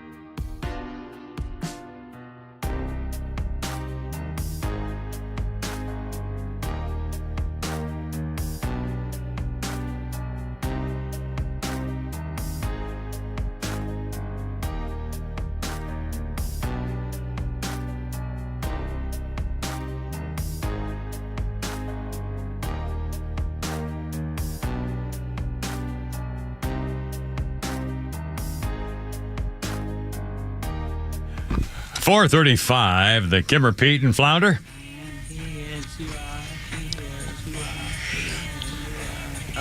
I never quite got this song. I'm sorry. I love this song. Huh? You love this song? Love it. It's not a song. It's I don't know. Whatever. Anyway, 1967, working at Abbey Road Studios in London, the Beatles began recording John Lennon's new song, I Am the Walrus. 16 takes just for the basic backing track. That's a lot to it. It made a lot of production in the music studio. But anyway, I never got, I don't know why I never appreciated this kind of music. The later catalog of the Beatles. People break it down to the early Beatles to the more the psychedelic Beatles. They tend to like one or the other. Yeah. Well, again, and I was in the Marines in the late '60s, and so that whole period in the '70s with the hippie stuff, I never got either too. So that's why. But anyway, obviously, an enormous success. The only thing the hippies got right was the music. Well, that's true. Yeah. And the free sex. The free sex was pretty good. Yeah, not that I would know. I missed out on all of that. I never had any free sex from the hippies. Damn, I was married that whole section, and then when I was single, they didn't have the hippies to do free sex anymore. And then AIDS hit, and then I got married. Anyway, well, actually, I was never married. I'm sorry, I forgot. In my head, I was never married. Actually, my actual head. Birthday list today includes. See how good I was there, Pete. Birthday list. William Devane. God, he's everywhere. William Devane is 84. On the TV series TV series 24, he was President Heller. He was the flight director in Space Cowboys, the president in Dark Knight Rises. Your grandparents know him as Greg Sumner on Knots Landing, and he now hawks gold from Roseland Capital. William Devane is 84. And he was also in that movie with... the Australian actor who talked about Jews when he got pulled over by the cops, a short guy, Mel Gibson. And the Mel Gibson movie where he was a member of a gang, and they left him to be killed by himself. Then he got back at him. It was like payback or paycheck, payback. Something like that. And he got around killing all the guys who owed him $60,000. And one of the guys who owed him was William Devane, and it didn't turn out too good for William Devane. So basically, you describe him as that short Australian guy who made fun of Jews when he was pulled over. Yeah, and shot William Devane in the face when he wouldn't give him his money. That was a great movie. It was an update on an old movie. In fact, the original movie of it. The original movie update was the bald-headed guy who does the guy who takes you in your car and gets you safe to go. The bald-headed guy who does all the taekwondo, kung fu stuff, and he has a car and he takes you and gets you safe away from someplace. The Taker. No, not Taken. Is it Jackie Chan? What? No. The bald white guy, the bald short guy. He's all muscle and he does taekwondo and kung fu.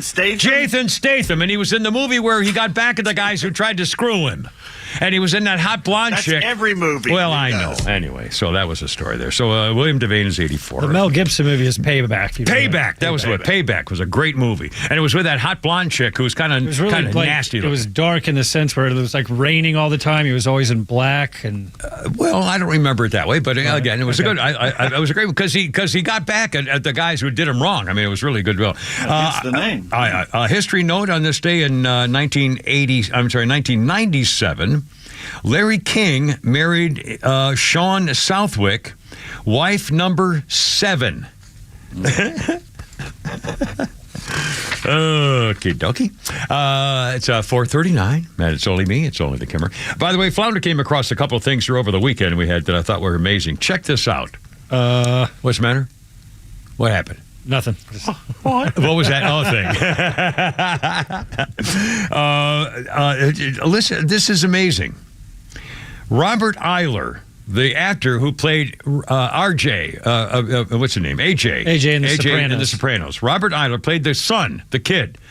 Robert Eiler, that guy, is now the same age today as James Gandolfini was in season 1 of The Sopranos. That's mind-blowing. Is that unbelievable? He is now the same age that his father was in the thing when he started. And check this out. They're sentencing another one of the Proud Boys today. The government wants 30 years to a man who was not there. He was charged with insurrection, conspiracy for being an organizer for the mostly peaceful Ashley Babbitt got murdered by a rogue cop shot in the neck day, where the guy in the buffalo hat was escorted by the police through the entire Capitol building and yet was held in solitary confinement for 3 years and sentenced to 25 million years. And then finally a judge said, no, you're free to go. I mean, this is how they're going after him. The government wants 30 years for the man who was talking about it and never went to the Capitol. 30 years.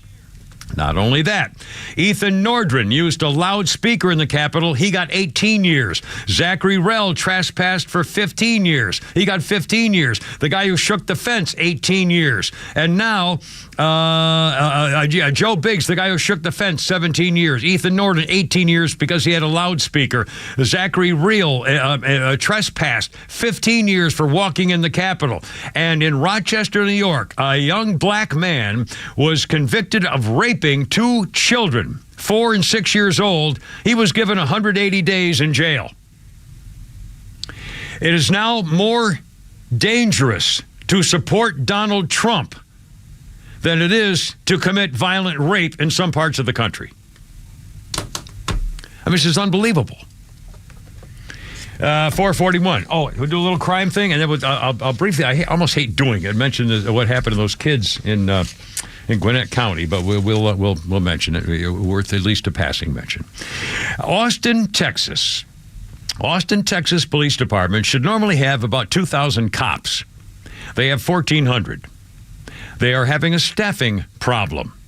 So now there's an actual release that says in Austin, Texas, if you are robbed at an ATM or near an ATM, because we have an increase in urban crime and staffing shortages, they have posted a graphic post on Twitter or X telling residents if you have been robbed near an ATM, the best thing to do is call 311. Not 911, 311, which is usually used for non-emergency requests. And, quote, even if you are cautious and follow all the safety advice, you may still become the unfortunate victim of a robbery, says Austin Police on X. Do you know what your next steps should be? 1, make a police report and provide as much information as possible so we can recover your property quickly and safely. It also has advice to mention the bank in the 311 report and include the date and time of the cash withdrawal. Austin, Texas has had a 77% increase in auto thefts, 18% increase in aggravated assaults, 30% increase in murder. They say, I've got detectives who are pulled away from their caseload to help answer 911 calls. We don't have the resources. So if you're robbed at an ATM, they say you should call 311 and write down the information. What did it have? What happened? How much did you lose? Are you dead? Did he shoot you in the face? Did he shoot your wife? Did he steal your children? Did he kidnap your son? I mean, so fill out a report and they'll get back to you in Austin, Texas. It's a liberal city that's chased away their police. Yeah, and now the shoplifting in California. If people rob your store, here's what you're supposed to do. Fill out a violent incident log. Here's what they want you to write down. If you've been robbed in your store, you're not allowed to do anything about it. You're supposed to log the date, time, specific location, and department of the incident. 2, a detailed description of the incident. 3, a classification of who committed the violence. Classification, black, white, whatever, young, old, whatever. Excuse me. Number 4, a classification of circumstances at the time of the incident, including but not limited to whether the employee was completing usual job duties, whether he was working in poorly lit areas, whether the employee was rushed, whether the employee worked during a low staffing level, whether it's in a high crime area or isolated or alone, whether you're unable to get help or assistance, whether you're working in a community setting, or working in an unfamiliar or new location, or other circumstances. That was just for classification number 4. All that.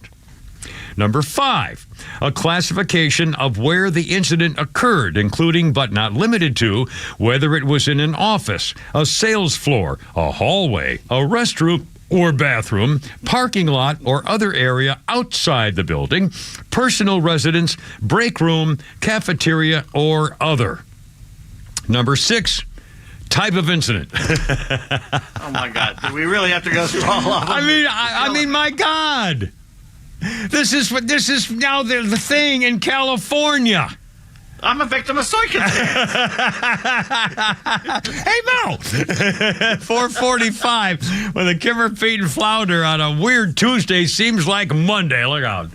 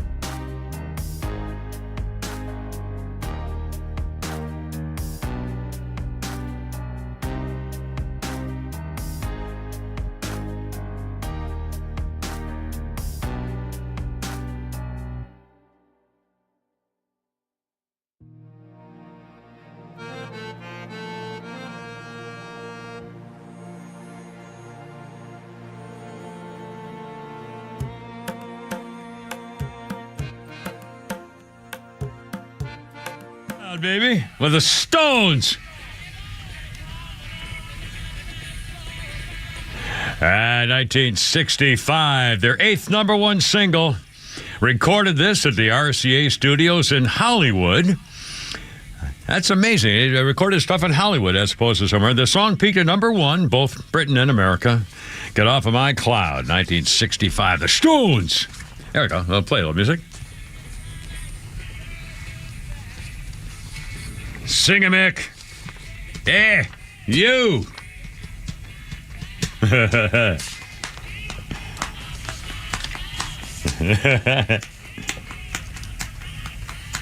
Dun, dun, dun. What an idea. Get off of my cloud. I mean, and it's one of the biggest rock songs of all time, and it makes no sense at all, but I love it. Birthdays, George Lazenby, 84 today, the forgotten James Bond.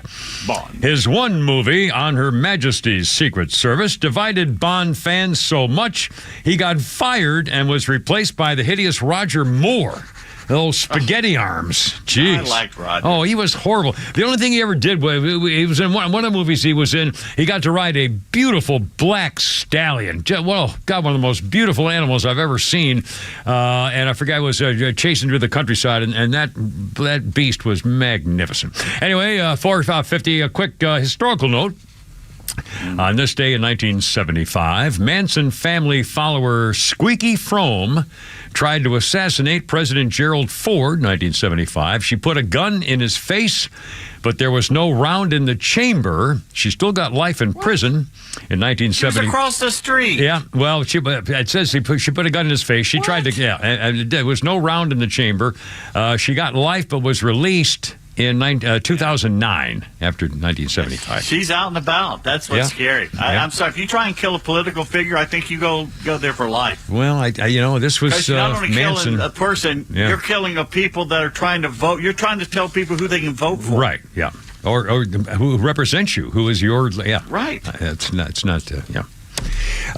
here's a number, it's a 451. Here's a number. Did you hear about the dog? What dog? The Metallica dog. No. In Los Angeles, SoFi Stadium, Metallica is playing a concert. A German Shepherd gets out in the neighborhood, wanders into SoFi Stadium because it's open, wanders in and sits down in the seat and sits there for the entire 2-hour concert. The band points it out, and it sits there enjoying and afterwards they get it and they call the family to come pick it up, and it sat there the whole time just enjoying the concert. How could a dog enjoy heavy metal music? I don't know. It did. It's a video. Is there a video in this? Look it up. Yeah, there's video of it, yeah. I can't. How is it possible that a German Shepherd, I'm amazed. How is it I don't believe it. I wouldn't have sat there for 2 hours. Oh, my God. Anyway, bump it up. Okay, sad news. I'll give some. I just want to mention these kids' names just because this is so horrible. The 5 teens killed in the Labor Day crash in Gwinnett County. And I don't know if they've figured out exactly what happened. There may be more information. I'm being here in the studio all night. I don't have anything more than I have right here. Fatal crash early Monday caused one of the cars to flip over a wall, ejecting the passengers, and it was a 50-foot drop. 4 o'clock in the morning yesterday. A ramp to the southbound lanes of Interstate 85, Gwinnett County. The accident caused one car to flip over the wall of the elevated ramp, falling onto other traffic lanes. Several of the victims were thrown out of the car. 5 people were dead at the scene, 3 others taken to the hospital. Several of the victims were students at Lakeside High School. 3 girls, 2 boys, all teenagers, dead at the scene, and here are their names. Let's see.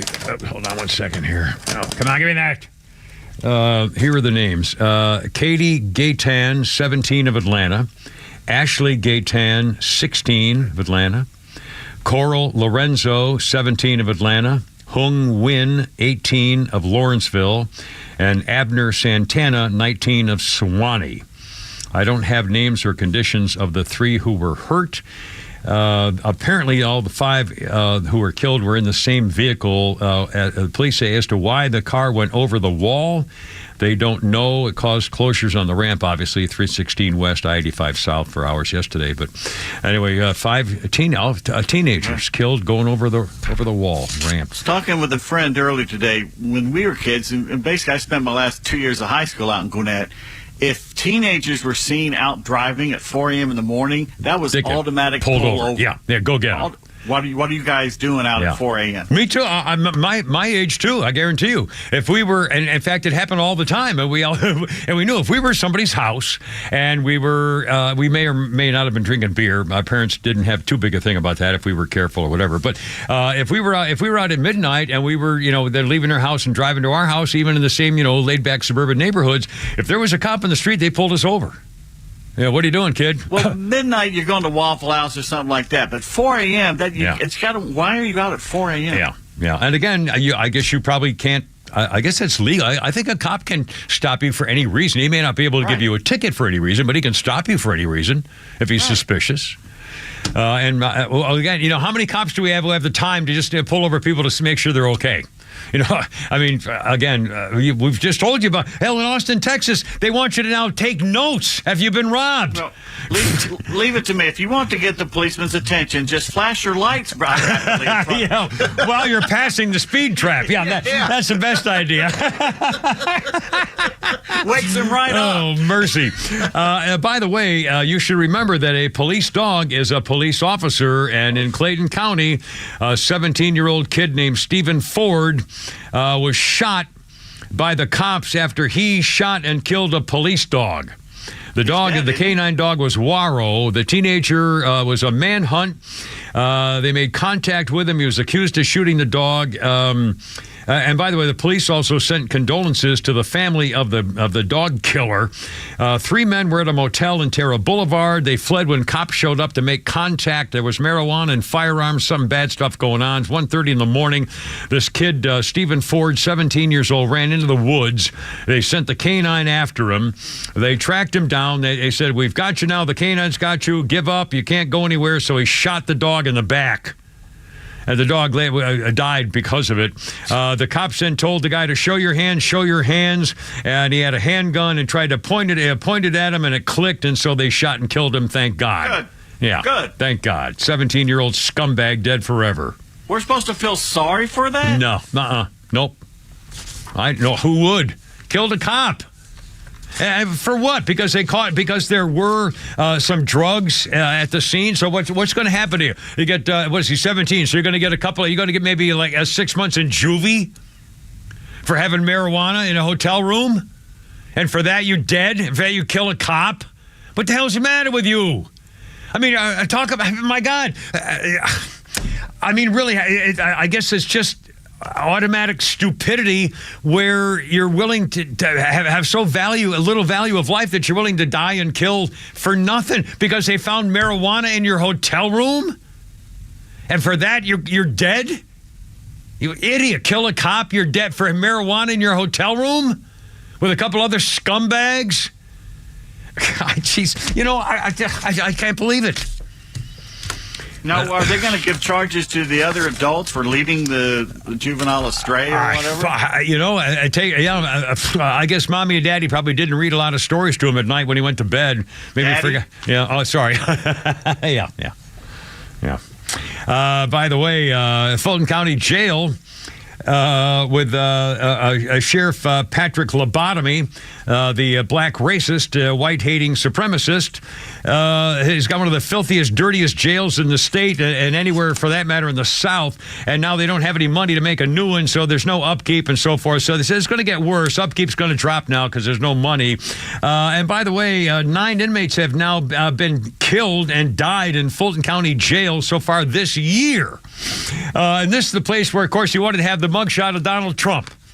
So Sheriff Patrick Lobotomy is getting his way for a bad reputation and the sleaze of politicizing of campaign. Is it true? Someone said over the weekend that Fulton County says they're going to take all the money he's raised from the mugshot. Oh, really? He's raised. Well, I guess they can. I guess they're probably able to. Sure, why not? That's why. I mean, he wants to be famous. So, Sheriff Patrick Lobotomy, make sure you vote for this guy again. He was out to get him from the beginning, just like a Fanny, gangbang mall, Fanny Chicken Liver, the DA. Dear God. I don't get it. I just don't get it. It's already 4:59. Coming up, we'll talk about Elon Musk. He says he's going to sue the Anti-Defamation League for defamation. The anti-dentites. Yeah, you know, they want their own schools. Oh, mercy. He's responsible for for X, or what usually formerly Twitter, losing 60% of its advertising sales and losing $22 billion in value because of the Anti-Defamation League is using defamation against Elon Musk. Well, I can't wait to get to the bottom of that one. Standing by, almost 5 o'clock. Holy crap, it's sports, plus Peach tweets and Skynet, another Bob Newhart routine. We got it all for you coming up. And also Dr. Jill, poor baby, will tell you what's ailing her coming up, too, next 5 o'clock. Look out.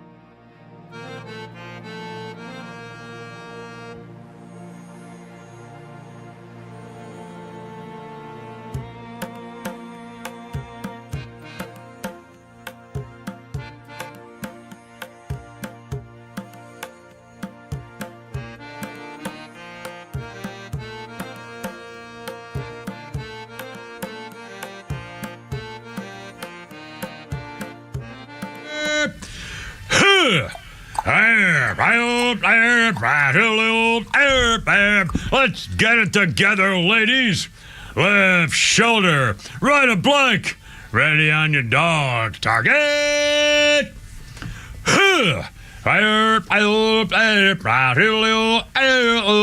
Road guards out.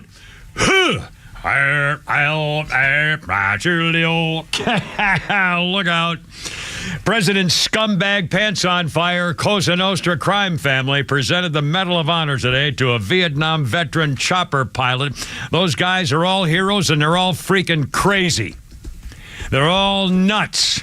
God bless them. They will do anything and did do anything. This one particular guy, it was a two-man Cobra, and he went in under unbelievable enemy fire and rescued 4 guys, which had never been done before. Anyway, just an incredible story. And what bothers me is that President Slimebag is one giving out the Medal of Honor, because I can't. Every time I think about it, I keep thinking about his vicious, hate-filled attitude, where he used Marines on was it the 4th of July and Memorial Day to condemn white supremacy as the dangerous thing of the white people in America and the MAGA Republicans, and trying to set a. I hate him. I hate this man. Just everything about him. Everything about him. He's a disgrace. He's a crook. He's a traitor. Sold out his country. Been lying about it from the beginning. And his slimy, stinking, enabling wife is responsible for most of it. In fact, we're going to talk about her and his medical condition here in a second, too. Also, more support for Donald Trump. We'll talk about that in a second. Holy crap, it's sports coming up. We have Pete's tweets. We have Skynet update. We also have another Bob Newhart routine, celebrating his 94th birthday today. And we mentioned earlier, if you just joined us, we kind of paid a tribute to Jimmy Buffett a while earlier today in the program. 76 years old, and it was Merkel cell carcinoma. Again, if you don't, it's Merkel. And if you should look it up again, especially if you're a certain age. And again, I look at my arms right now. I've got 30 or 5,000 purple dots and stuff on my, from my blood thinners I take, so everything shows up on your skin. But anyway, you should get a skin check. You really should go to a dermatologist, especially if you're a certain age, and get a skin check, and they will see whether the little things on your body are a problem or not. Because now he had this for 4 years, but this Merkel cell carcinoma that killed Jimmy Buffett, got him at age 76, is brutal. It's fast, and it goes into your lymph nodes, and when it goes into your lymph nodes, that's pretty much the ballgame. I'll do a little Jimmy right here. But I have a good all night. Thinking in attitudes, thinking in attitudes. Da da da da da da. They all go insane. Jimmy Buffett, 76 years old. He played the trombone in elementary school. And Steve Harwell died. Smash Mouth singer of the All-Star dies at 56. He had acute liver failure. And we mentioned earlier how Pete was at the concert they did down there, and he was not allowed to use the name. We were on the radio station. They didn't want us to use the name of Smash Mouth. And Pete was supposed to introduce him. So he's up on stage in front of the whole crowd right there at the Centennial Park. And they're coming out in the band, and then Pete says, "And now Smash Mouth sucks!" and ran off the stage. Because they were being idiots. For some didn't want us because we were a talk station. Anyway, long stupid story. So Steve Hartwell of Smash Mouth Sucks died at 56, and Gary Wright, the Dreamweaver singer guy, and whatever the other, I can't remember the other song. I forgot now. 80 years old, and he had Parkinson's, Dreamweaver, Parkinson's, and dementia. Gary Wright, 80 years old.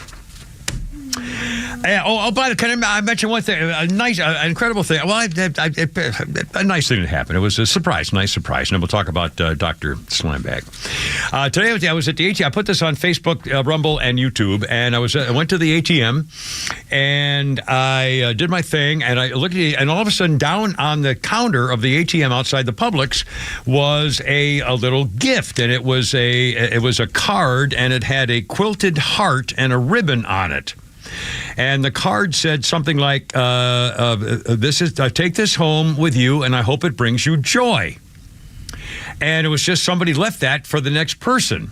And I didn't see who was there before me. I didn't notice anyone there before me. And I know when I walked up, and I thought to myself, well, that's kind of a nice thing. And I don't really need it because there's no way I'm going to, have any joy in my life. Anyway, so I said, I'll leave it for the next guy.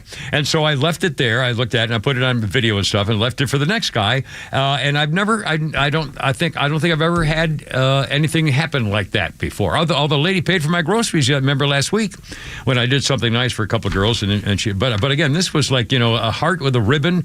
I made you a quilted heart with a ribbon. Hope it brings you joy. Where was this? At the Publix in Alpharetta, on the ATM machine. Yeah. Yeah, that's there to keep you lollygagging there while they get to come up behind you with a knife. Yeah. Well, in fact, we have one of our listeners named Mark. Last initial Mark. P. Mark. And he says, "Oh, yeah, you just got anthrax." Because somebody could do that. I mean, the Tylenol, somebody could tamper with stuff and do something on it or leave God knows what on that thing. And by the way, Mark has got kind of a, Mark, you're a little negative. We got to watch the negative thing. I posted some video over the weekend of the little girl named Livia at the. I go to the stable on weekends and I go morning and night usually on weekends and then take videos and put them on my Facebook page and all this stuff. Anyway, and so there's this 8-year-old girl named Livia who rides a pony named Oso Fabuloso, and she rides them bareback. She was riding other horses bareback, Bernini's and all that. Anyway, so I got a video of her trotting bareback. This little teeny girl, she's 8 years old, looks like a peanut, and she's on top of this big horse trotting bareback. And so Mark said, "Oh, great way to kill a child." Mark. No, we don't. No, this is happy children horse stuff, okay? No negatives, or I don't want to block you. No, I don't want this negative stuff. I don't even want it in the area or in the air, if you please. So, 5:10 already. Can't believe it. Okay, Dr. Jill.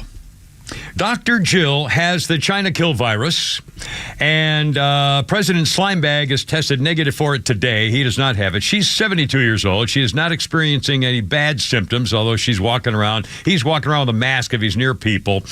And apparently, with my Kimmer Hidden Secret microphone, I was able to detect a conversation she had with some of her staff members. Apparently, Dr. Jill, who's a real doctor, also may have also been diagnosed, other than just the China kill virus, also elements of symptoms of herpes, chlamydia, gonorrhea, crabs, crapocardia, cuckoldiolis, toxic foot syndrome, vagiticular deficiency, anal glaucoma, chest, that means you can't see around, chest acne, anti-vulvatola, Cheeto fingers, and man hands. So again, this woman has got everything, ladies and gentlemen, and luckily our friends at the Babylon Bee have said that, oh yes, this is issue. She has COVID. Through rigorous scientific testing, she included testing herself, bonking herself in the middle of the forehead with one of those little rubber hammy thingies, and real doctors use these all the time. She confirms, rest assured, if I hadn't had 17 vaccine injections and boosters, I'd be in a lot worse shape than I am right now. Thank God Dr. Jill is going to be fine. And President Joe Crime Family says the American people will be confident there are people to order me around and keep me from eating glue while she's recovering. Now back to another vacation on the beach. By the way, have you seen him trying to walk? The man can't walk. I mean, have you seen him try to do anything? It's unbelievable. And now, and by the way, more and more, I'm watching the news. A majority think Biden too old for a second term. Even Democrats, 80% are saying he's too old. But they're still going to vote for him. They will still vote for him. And they know it's bad. It's just astounding. Absolutely astounding. And by the way, if we have time for that soundbite of the Fauci thing on CNN, talk about masking. I'm not wearing a mask again. And Fauci was confronted on CNN talking about how people saying these masks, this is a bunch of crap. Here's a little bit of the soundbite. Brett Stevens in the Times talked about Cochrane. Put that on the screen. The most rigorous and comprehensive analysis of scientific studies conducted on the efficacy of masks for reducing the spread of respiratory illness, including COVID-19, was published last month. Its conclusions, said Tom Jefferson, the Oxford epidemiologist who is the lead author, were unambiguous. There is just no evidence that masks, make any difference, he told the journalist Mayan Demasi, full stop.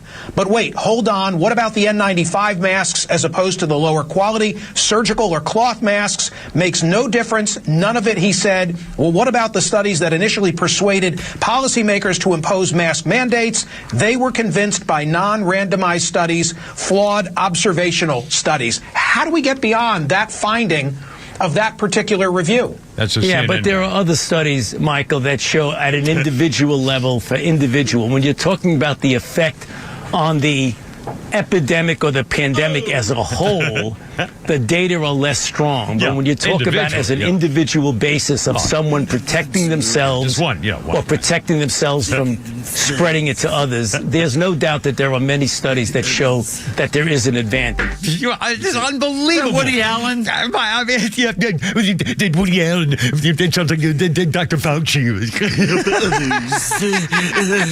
I mean, the reaction. This is amazing. According to Fauci, masks work at the individual level, but not on the pandemic level. He admits masks don't work for the public, but still absurdly claims masks work for the individual. Confronted with effective data, my God, the man's a liar. He's a fraud. This is unbelievable. You just heard him. My God. All right, 5:14. Holy crap, but sports is next. Look out. Mixed with others.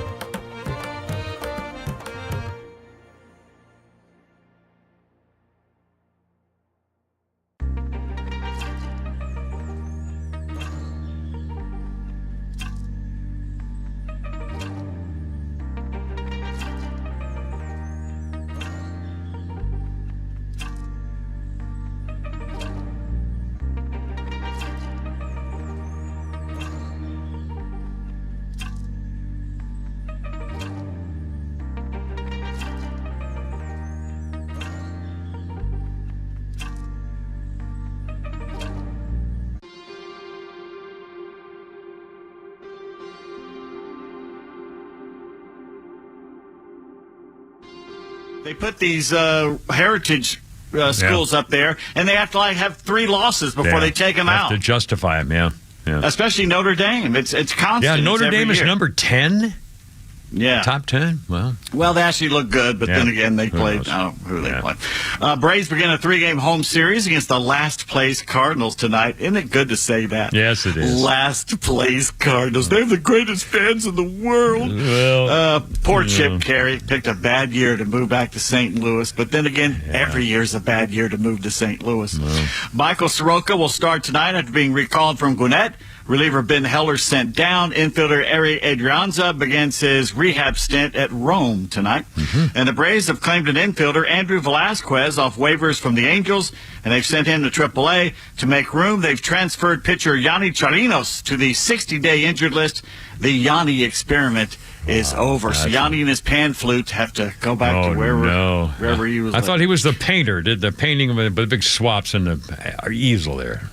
Yanni's the Greek He's the guy with the flute. The Zamfir. Zamfir. That's right. That's what I was thinking. Yanni is the guy with the long hair and the whatevers. Yeah. After Cardinals outfielder Mike Shannon got switched to third base back in the 1960s, he went to the mound on opening day to ask Bob Gibson, "Where should I play the first hitter?" Here's how the exchange went. Gibson, "Don't worry about it." Shannon, "What do you mean?" Gibson, "I won't let them hit the ball to you." He was an intimidator. He was the intimidator, all right. When he was the Braves pitching coach for Joe Torre, he used to scare the crap out of me. Yeah, he was an intimidating man. Braves coming off taking 3 out of 4 from the Dodgers in L.A., a place ESPN's Tony Kornheiser assured us was a house of horrors for Atlanta. Mary Hart changed seats after the first 2 losses to change their mojo. It did not work. Oh, Mary. The Dodgers' miserable weekend got worse when pitcher Julio Urias arrested Sunday night at a stadium. He was on a guest list that included Prince Harry and DiCaprio and Selena, who's everywhere, as you pointed out. Arrested Sunday night for, as TMZ says, is a felony, domestic violence. It's the second time he's been accused of beating on his woman. So he is in a bit of trouble. A spot of bother, as Apu says. Chip Towers, who covers Georgia for the AJC, had this sad tweet. Wonderful to run into the lovely Barbara Dooley as she drove alone and parked at Sanford Stadium. Upon me opening the door, she immediately began to cry. "I'm a wreck today," she said. "It's my first time coming without him." Oh, my. Vince Dooley died last October 28th. It was his birthday yesterday, by the way. Wow. So that's kind of sad to think about that. And let me also say this. I remember, God, back in the day, this is 40 years ago. Well, I guess 80s and early 90s when Barbara Dooley would occasionally come into the studio for an interview or something or other, and she would tell some of the greatest stories. She was so flamboyant and sexy. She was hot. I don't care, sorry for me saying that, but she was a doll, and she was very, very extravagant and flamboyant and funny, and she would tell stories of where the coach would be sitting on the couch watching a football game, and she said one time she blocked him. She walked in front of the TV set and took off her clothes and said, "Coach, play me or trade me," just to get his attention. And she was I had the hots for her. We loved her. She was fun as hell. And well, God bless her. I hope she's doing okay. It must be tough. Must be hard. Duke 28-7 at home over the big bully and former number 9 Clemson. They fell from 9-25 last night. Yeah. Riley Leonard looked like Josh Allen. Mike Elko already coach of the year with Deion Sanders. Riley's mama texts him every day with the same message. You know what that message is? No, sir. You suck. Oh, whoa. Keeps him humble. Keep him strong, works. yeah. That was the biggest loss to Duke by Clemson since 1939. Yeah. And Clemson fans are upset because Dabo Swinney refuses to enter 2023 and use the transfer portal. He even, I think Agnes Scott uses the transfer portal. Dabo still thinks it's the ticket kiosk at the Greyhound station because he is really getting passed by everybody else. Even Duke has passed him because he won't use it. Unreal. Anyway, A lot of complaints, mainly coming from coaches, about the new rule change that the clock does not stop on the first downs unless it's the final 2 minutes of each half. Right. UCLA's Chip Kelly told a sideline reporter on the air, "Hope you guys are selling a lot of commercials." Well, one fan timed the FSU-LSU game and says out of the 2 hours and 27 minutes of the game, almost 56 minutes of that was commercials with no action on the field. That's 38% of the time you're watching ads, not football, while you're doing that. So, yeah, you can tell. You can tell. Yeah, you can tell. In today's Athens-Clarke County Memorial Bulldog holding cell news, Georgia football coaching staff member Jarvis Jones arrested on charges of reckless driving, speeding less than 24 hours before the two-time champions were having their season opener. Not good there. And he did super speeding, which means he's going to traffic court. It was more than 20 miles over, which means they get you extra stuff. Okay, you can't fire the player, I think, but I think you can fire. I'm not calling for him to be fired. I'm just thinking if you're going to send a message, and we'll see. Well, he was, and also he was just inducted into Georgia's Circle of Honor, the highest award honor for a person associated with the athletic program. Okay, then. My favorite college football tweet comes from Brian Dunn, Gator fan. All right, sir. I just smashed my TV in front of 30 guests because of this game with Utah. My wife took our crying kids and said they're spending the rest of the weekend at a hotel. This team has ruined my life, and it's only week 1. I cannot handle this anymore. Goodbye, Gators. I'm no longer a fan. Yeah, right. Much to his wife's enjoyment now, barely. Jeez. He posted a pic of the TV, too. It's pretty funny. Shame on the Virginia Tech coach caught on camera shouting and motioning for his defensive player to fake an injury on the field by going down to stop the clock. It's got to be a punishment for being that blatant about it. It was ridiculous. Yeah. And longtime local legend Chris Mortensen says it's time he steps away from ESPN to focus on his family and health. What a nice man and great reporter. Met him on the elevator at 2 a.m. in Miami during the Super Bowl. Wayne No Offense and Paul Mann and I had stolen a blow-up light beer from Miller chair, and we're trying to deflate it on the floor of the elevator when the doors opened, and in stepped Chris Mortensen. He looked at us down, rather bemused, and said, "Hello, lads." It was pretty funny. Can I tell my Chris Morton? When you get done, I will tell my Chris Morton. Oh, go ahead and tell it now. Well, several years ago when I came back to work, not long after we came back to work, my older brother, Gene, the golf pro, passed away. And I went home to take care of stuff and the thing with the house and stuff like that. And so I was coming back, and on the plane, and I was flying first class just because I just couldn't handle anything else. So I was flying first class, and by the window, we're getting ready to board. The last second, a guy comes in, sits next to me. It's him, Chris Mortensen. And so I tried to, of course I was sad. I mean, it just happened. And so I was, sad, and I was staying to myself and everything else. And so he looked over and he introduced himself, and I said, I know. Actually, I think he said, "Hi, Kimmer," or I said hello, and he said, "I'm Chris Morton." Said, "Hey, I know who you are." Says, "Yeah, I remember you talked to me once several years ago." I said, "Oh my God, I can't believe you remember in the radio station years and years ago." And then. And he remembered me, I guess, and I told him what happened and so forth. So he talked to me during the flight. When we got off the flight, he walked with me to the baggage claim. It wasn't like we'd separated. He just walked with me to the baggage claim. He took my phone, and he put his cell phone number in my phone. And said, call anytime and so on and so forth. And he had just been diagnosed with cancer. He has like throat cancer or vocal cord cancer or something. He's had this for years. And he took some time off, then went back to work. And you could tell from his appearance, if you see him, that he lost a lot of weight and so forth.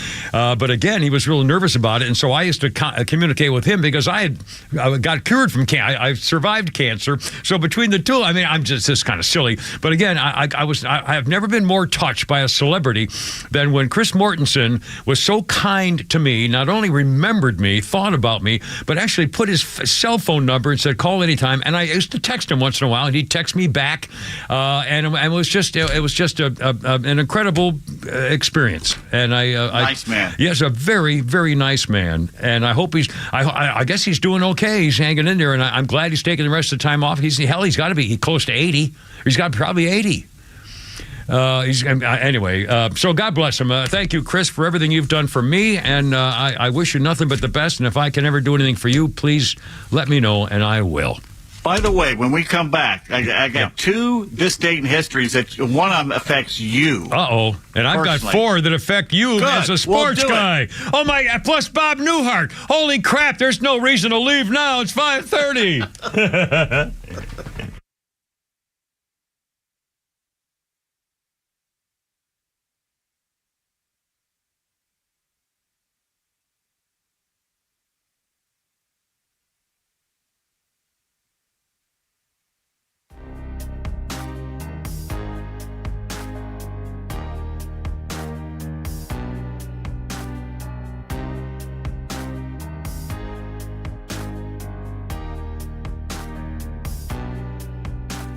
Here we go, 5:31. It's only me. It's only the Kimmer. A lot more stuff coming up here for you right up till 6 o'clock today. And, of course, you got the ball game tonight, in case you're interested in talking about the Braves tomorrow. We'll talk about tomorrow.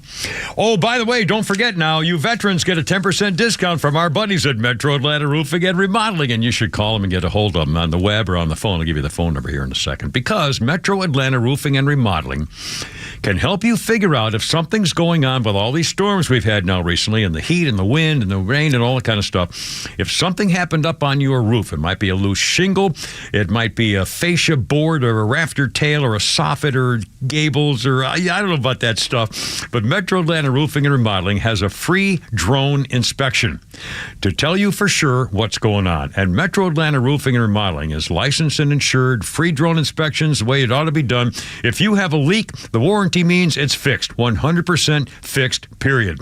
If you need a new roof, it's a lifetime warranty for both materials and labor. A+ business rating, going for like 4 decades of exceptional service now. Problem areas like chimneys and rakes and eaves are sealed and protected not only for water and wind in this time of year, but also for ice when it gets cold. Exterior soffits, the whole deal. 10% discount for veterans right off the top. Here's a number, 470-538-1729. On the web, tell them the Kiffer sent you, MetroAtlantaRoofing.com.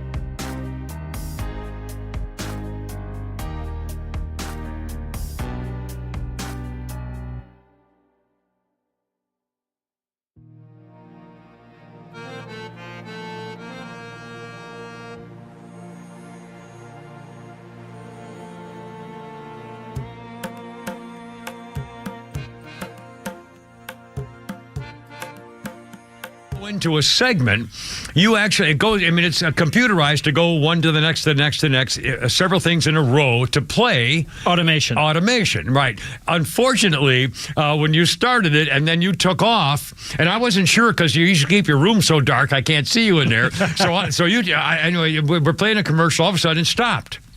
Or it ended, and there was dead air, and so I hit my own mic on. Usually, you turn my mic on, so I turned my own mic on, and I said, "Where's Flounder? Are you in there?" And then I thought, "Oh my God, maybe he fainted or passed out or dropped dead." And so, honest to God, so I stood up to see if I could see in the studio to see whether you were on the floor, and came in the and then went into the studio, and you came in the door, and I said, "Oh, we got dead air going on there."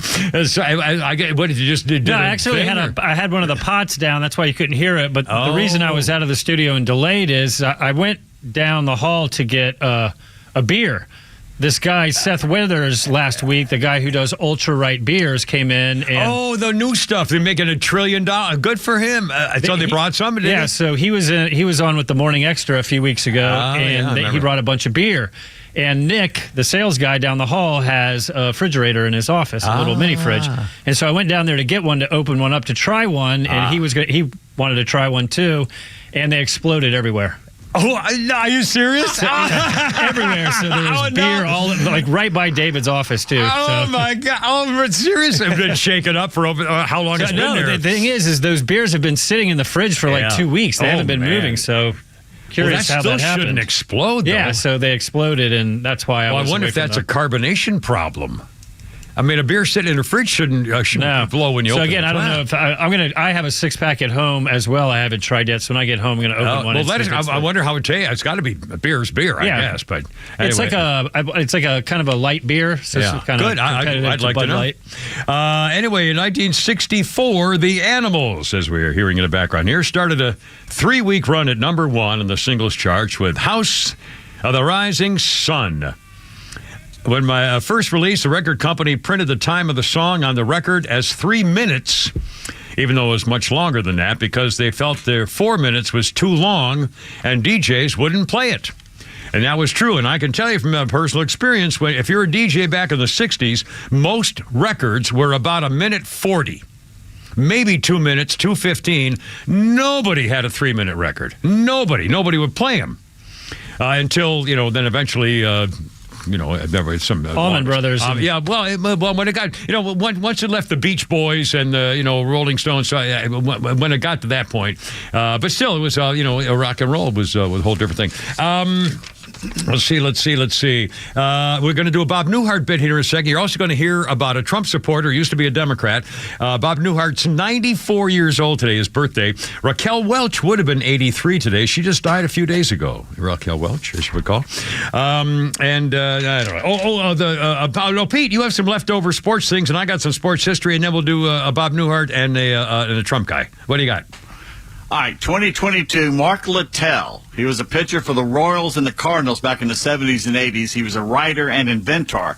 Died after heart surgery. He was 69 on this date. I'm sorry. He invented his version of the athletic cup, which was anatomically correct. Well, how would it fit everybody? Anyway, I'm sorry, go ahead. He posted a video on YouTube of himself testing the cup by wearing it while getting hit in the groin by a pitching machine throwing baseballs at his groin. He called it, and this is classic, the Nutty Buddy. But I'm with you. If it's anatomically correct, it ain't going to fit everybody, is all I'm saying. No, I wouldn't think so. And it's not like the candy bar, I'm guessing, either, sort of. And in 2006, Dateline, Pittsfield, Massachusetts. Oh, boy. A Park Square ceremony celebrated the anniversary of the signing of an ordinance that banned baseball by being played in the park. Passed to protect the Massachusetts town's new meeting house windows, believed to be the earliest written reference to baseball. What year was it had to be 1881. Earlier. Wow. 1874. Earlier. No, now stop. 1869. It was after the Civil War. It couldn't have been before the Civil War. Earlier. Oh, my God. 1857. Earlier. All right, now you're just taking me around here. Right? Some horse feathers. Was this BC? Yes. No, it's AC or whatever. 1943. World War Wait a II. minute. How did you go from 1850 to 1950? I meant 1843. All right, Flounder, you guess now. This guy I got nothing. math escapes him. I'm going to go biblical times here. 1840. I mean, I can't believe it. Earlier. Now, that's not possible. They didn't have nobody. I thought it was like all right, 1821. Earlier. 1819. Earlier. 1814. Earlier. It's not Price is Right. 1797. Earlier. Oh, down now. Stop. I'll tell you. 1791 bylaw. It's the oldest, earliest written reference to baseball. In Pittsfield, Massachusetts, Texas, the Berkshire County. Holy cow, the Berkshire Mountains of Massachusetts, western Massachusetts. Yep. Holy cow. And the gazebo is still there, I think. Anyway, Which gazebo? The park, the town park. Because not most people are familiar with the Pittsfield gazebo. No, so not you need to not say apparently. which one. Some other sports things. Then we'll do a Bob Newhart here, Flounder. I'm not being good here today. I'm sure. Pete, this day, 1905, Bradbury Robinson executed the first legal forward pass in football. Allegedly. He tossed it to Jack Schreider of the St. Louis University in a game against Carroll College, 1905. I'm telling you, there's so many schools that claim to be I'll the claim first. that. The first forward pass. 1914, Babe Ruth hits his first home run as a pro baseball player in the International League, 1914. In Canada. Yeah. Cassius Clay, 1960. From Louisville, wins the light heavyweight boxing Olympic gold medal at the Games in Rome. Later, during Vietnam, he became Muhammad Ali, so he didn't have to go in the Army. 1971, we talked about this guy last week, J.R. Richard. It was on the day's history last week where he survived a stroke and made a return to baseball and didn't last real long, but he tried. On this day, though, in 1971, J.R. Richard, the fastball hurler of the Houston Astros. Last week, his name comeback was in the news. On this day, 71, J.R. Richard tied Carl Spooner's record in his major league debut by striking out 15 batters as a rookie in his debut. I can never remember the Braves beating him. We always knew when they faced him, it's like, okay, this game is over. Brutal. I mean, it just flew out of his hand. It exploded. It had a hop to it that some do. He was Bob Gibson. He was the second coming of Bob Gibson. Yeah, is what he was. Yeah, and some pitchers have what they call a heavy ball that looks like it's just going down the whole time, but it looks heavy. But those guys had a zip that had a whoosh at the end of it too. It's very, very hard to hit. Should we do a Bob Newhart? Can we do a little Bob Newhart here, Flounder? Birthday, 94 years old today. One of my favorite comedians. I saw him in R&R from Vietnam and Hawaii. What if the night that King Kong climbed the outside of the Empire State Building, it was also the first night on the job floor a new guard? There's an ape's toe sticking through the window. Well, see, he isn't your standard ape, sir. He's between 18 and 19 stories high, depending on whether we have a 13th floor or not. Yes, it's Bob Newhart. I could do the driving instructor for you, too, but I won't. It's 5:45 with a Kipper, Pete, and Flounder. A Trump supporter used to be a Democrat. Coming up next on 106.3.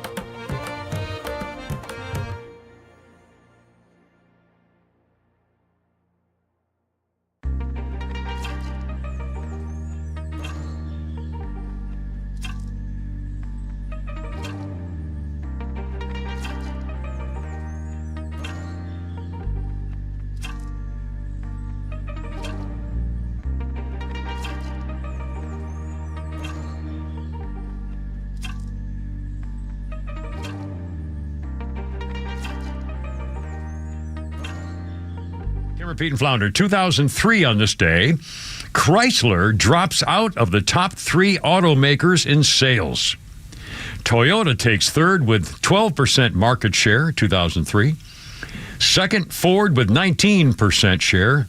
General Motors, 27% share in 2003. 1877 on this day, Sioux Chief Crazy Horse resisted being thrown in jail, so he was killed by a U.S. soldier's bayonet. And on this Flounder's history guy writes this one. Jesse James, 1847, 1882. The outlaw, not the tattooed dirtbag who ruined Sandra Bullock's best year ever. Dirtbag. What the hell did she see? And I mean, again, here you go. We did the story, the thing that went around the internet about, we're all the men who love God and don't cheat on their wives, and well, they're all over the place. How could Sandra Bullock be attracted to that guy? I mean, he was a motorcycle and car building guy and a real, kind of a tattooed, tough biker guy. I mean, unbelievable. And Sandra Bullock, my God. Anyway, good. I'm happy. If they were happy, I don't care. I'll never know anything about it. Anyway, all right. That was, 5:52. I can't believe it. Okay. Adam Schiff for Brains is trying to put states on the record of denying Donald Trump a place on the ballot next year.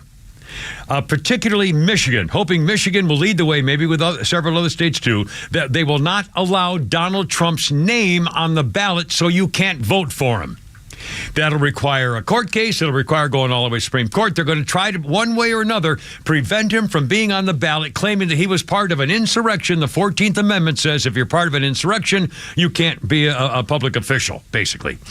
So they're going to try to do that by going state by state to keep him off the ballot. Well, it's not going to work. The courts are going to, at some point, all these cases are going to go before the Supreme Court, and in every single one, they're going to side with the good guys. They're going to side with a conservative viewpoint because it's legal. Well, one of the former Democrats, who's a huge celebrity in his own right now, has made it official once again, in case there was any doubt, that he's a Trump supporter, and his name is Chuck Norris. And he speaks with us here with a Kimmer. Question for you, good man. Why are you a conservative, sir? Well, I used to be a Democrat, but unfortunately, the Democrats went too far to the left, and the Republicans moved into their position that the Democrats were 40 years ago. See, and so what the Democrats believed 40 years ago, the Republicans believe today. And so I realized that I had to go to a Republican because the Democrats just got too far off the trail. They just got completely off the trail and lost all reality of what America stood for. And so I realized that Republicans at this point in time are more focused on what is best for America than what the Democrats are. Chuck Norris. And again, he's right. I mean, if you think about it, and again, I'm a certain age. I'm a baby boomer, so I remember the 50s, 60s, and 70s and the way the press operated and the way the liberals operated. And the liberals were guys who believed, we're all in this together. Everything's fine. We'll take care of you. Be good. But let the man speak. Don't try to censor anybody. We're against censorship. We want everybody to kind of get their opinions out, and we'll all get together on this kind of, yeah, that'll be today. And now they've turned Nazi. They're Nazis. And by the way, not only do they not believe in freedom of the press and free speech and the First Amendment, but they also don't believe in the content of your character rather than the color of your skin and the nature of your gender. I mean, the whole Democrat Party's gone. It's unbelievable. Well, screw you. You deserve exactly what you're going to get. Oh, by the way, did you hear about there's a lady making social media rounds. Her name, I think, is something like Amira King or something like that. Amiri, maybe King. And she lives in Maui, and she is reacting to apparently there was a pledge, I forgot, that Oprah made to spend $10 million to help the people of Maui, whatever. This lady does kind of a social media interview with herself about how she feels about Oprah's pledge to the people of Maui. And we're so concerned with what's happening in Maui. We thought we'd ask you to do something about it. You being other billionaires? I know, just like regular normal people. Right, okay, but you're giving 10 million. Well, we've committed to giving 10 million. What does that mean? Well, we haven't actually given it yet, but we're committed to giving it. Committed. By you. Sorry, what was that? We're committed to giving the 10 million through your donations. What do you say at the end there? We'd like you to donate, and that's how we'll get to the 10 million. I thought that you already pledged the 10 million. Well, we've sort of committed that on behalf of you. So you haven't given 10 million, then you've just set a goal of raising it. Well, so you've committed other people's money to your own charity you just set up. With disasters like this, the number one need is money. Aren't you a multi-billionaire? Well, yes. A billion is 1,000 million. And you have multiple billion. Yes. And you also own 2,000 acres in Maui. Don't you have both the means and the moral obligation to help the community you live in? Hello? Oprah? Oprah. Guys, I think she's Mitch McConnell. Now, I don't know who this girl is. She's clever as hell and funny. Is she an influencer on TikTokers? I mean, do you have any idea? I'm not sure, but anytime I ever hear about a committee or an organization trying to raise funds, I'm always going to listen to see if they say we are committed to versus we are donating. Very funny. I salute her. By the way, I guess we'll talk about this. I saw it over the weekend, and I didn't mention it, and Pete said, oh, no, this is a good story, too. Kanye West, what are you thinking with this girl, Bianca Censori, who now described as his wife? And by the way, the headline in this story, I didn't know what it meant. The headline in the story said, Italian police investigating Kanye West and wife Bianca Censori after NSFW boat ride report.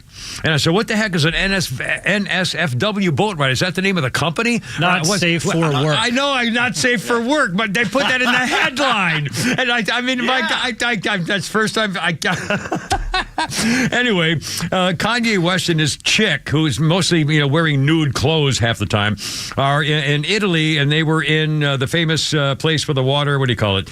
The place for the water. Venice. Yeah, Venice. And he was, and now they're on a boat, and one of his buddies blocked the view of the boat captain.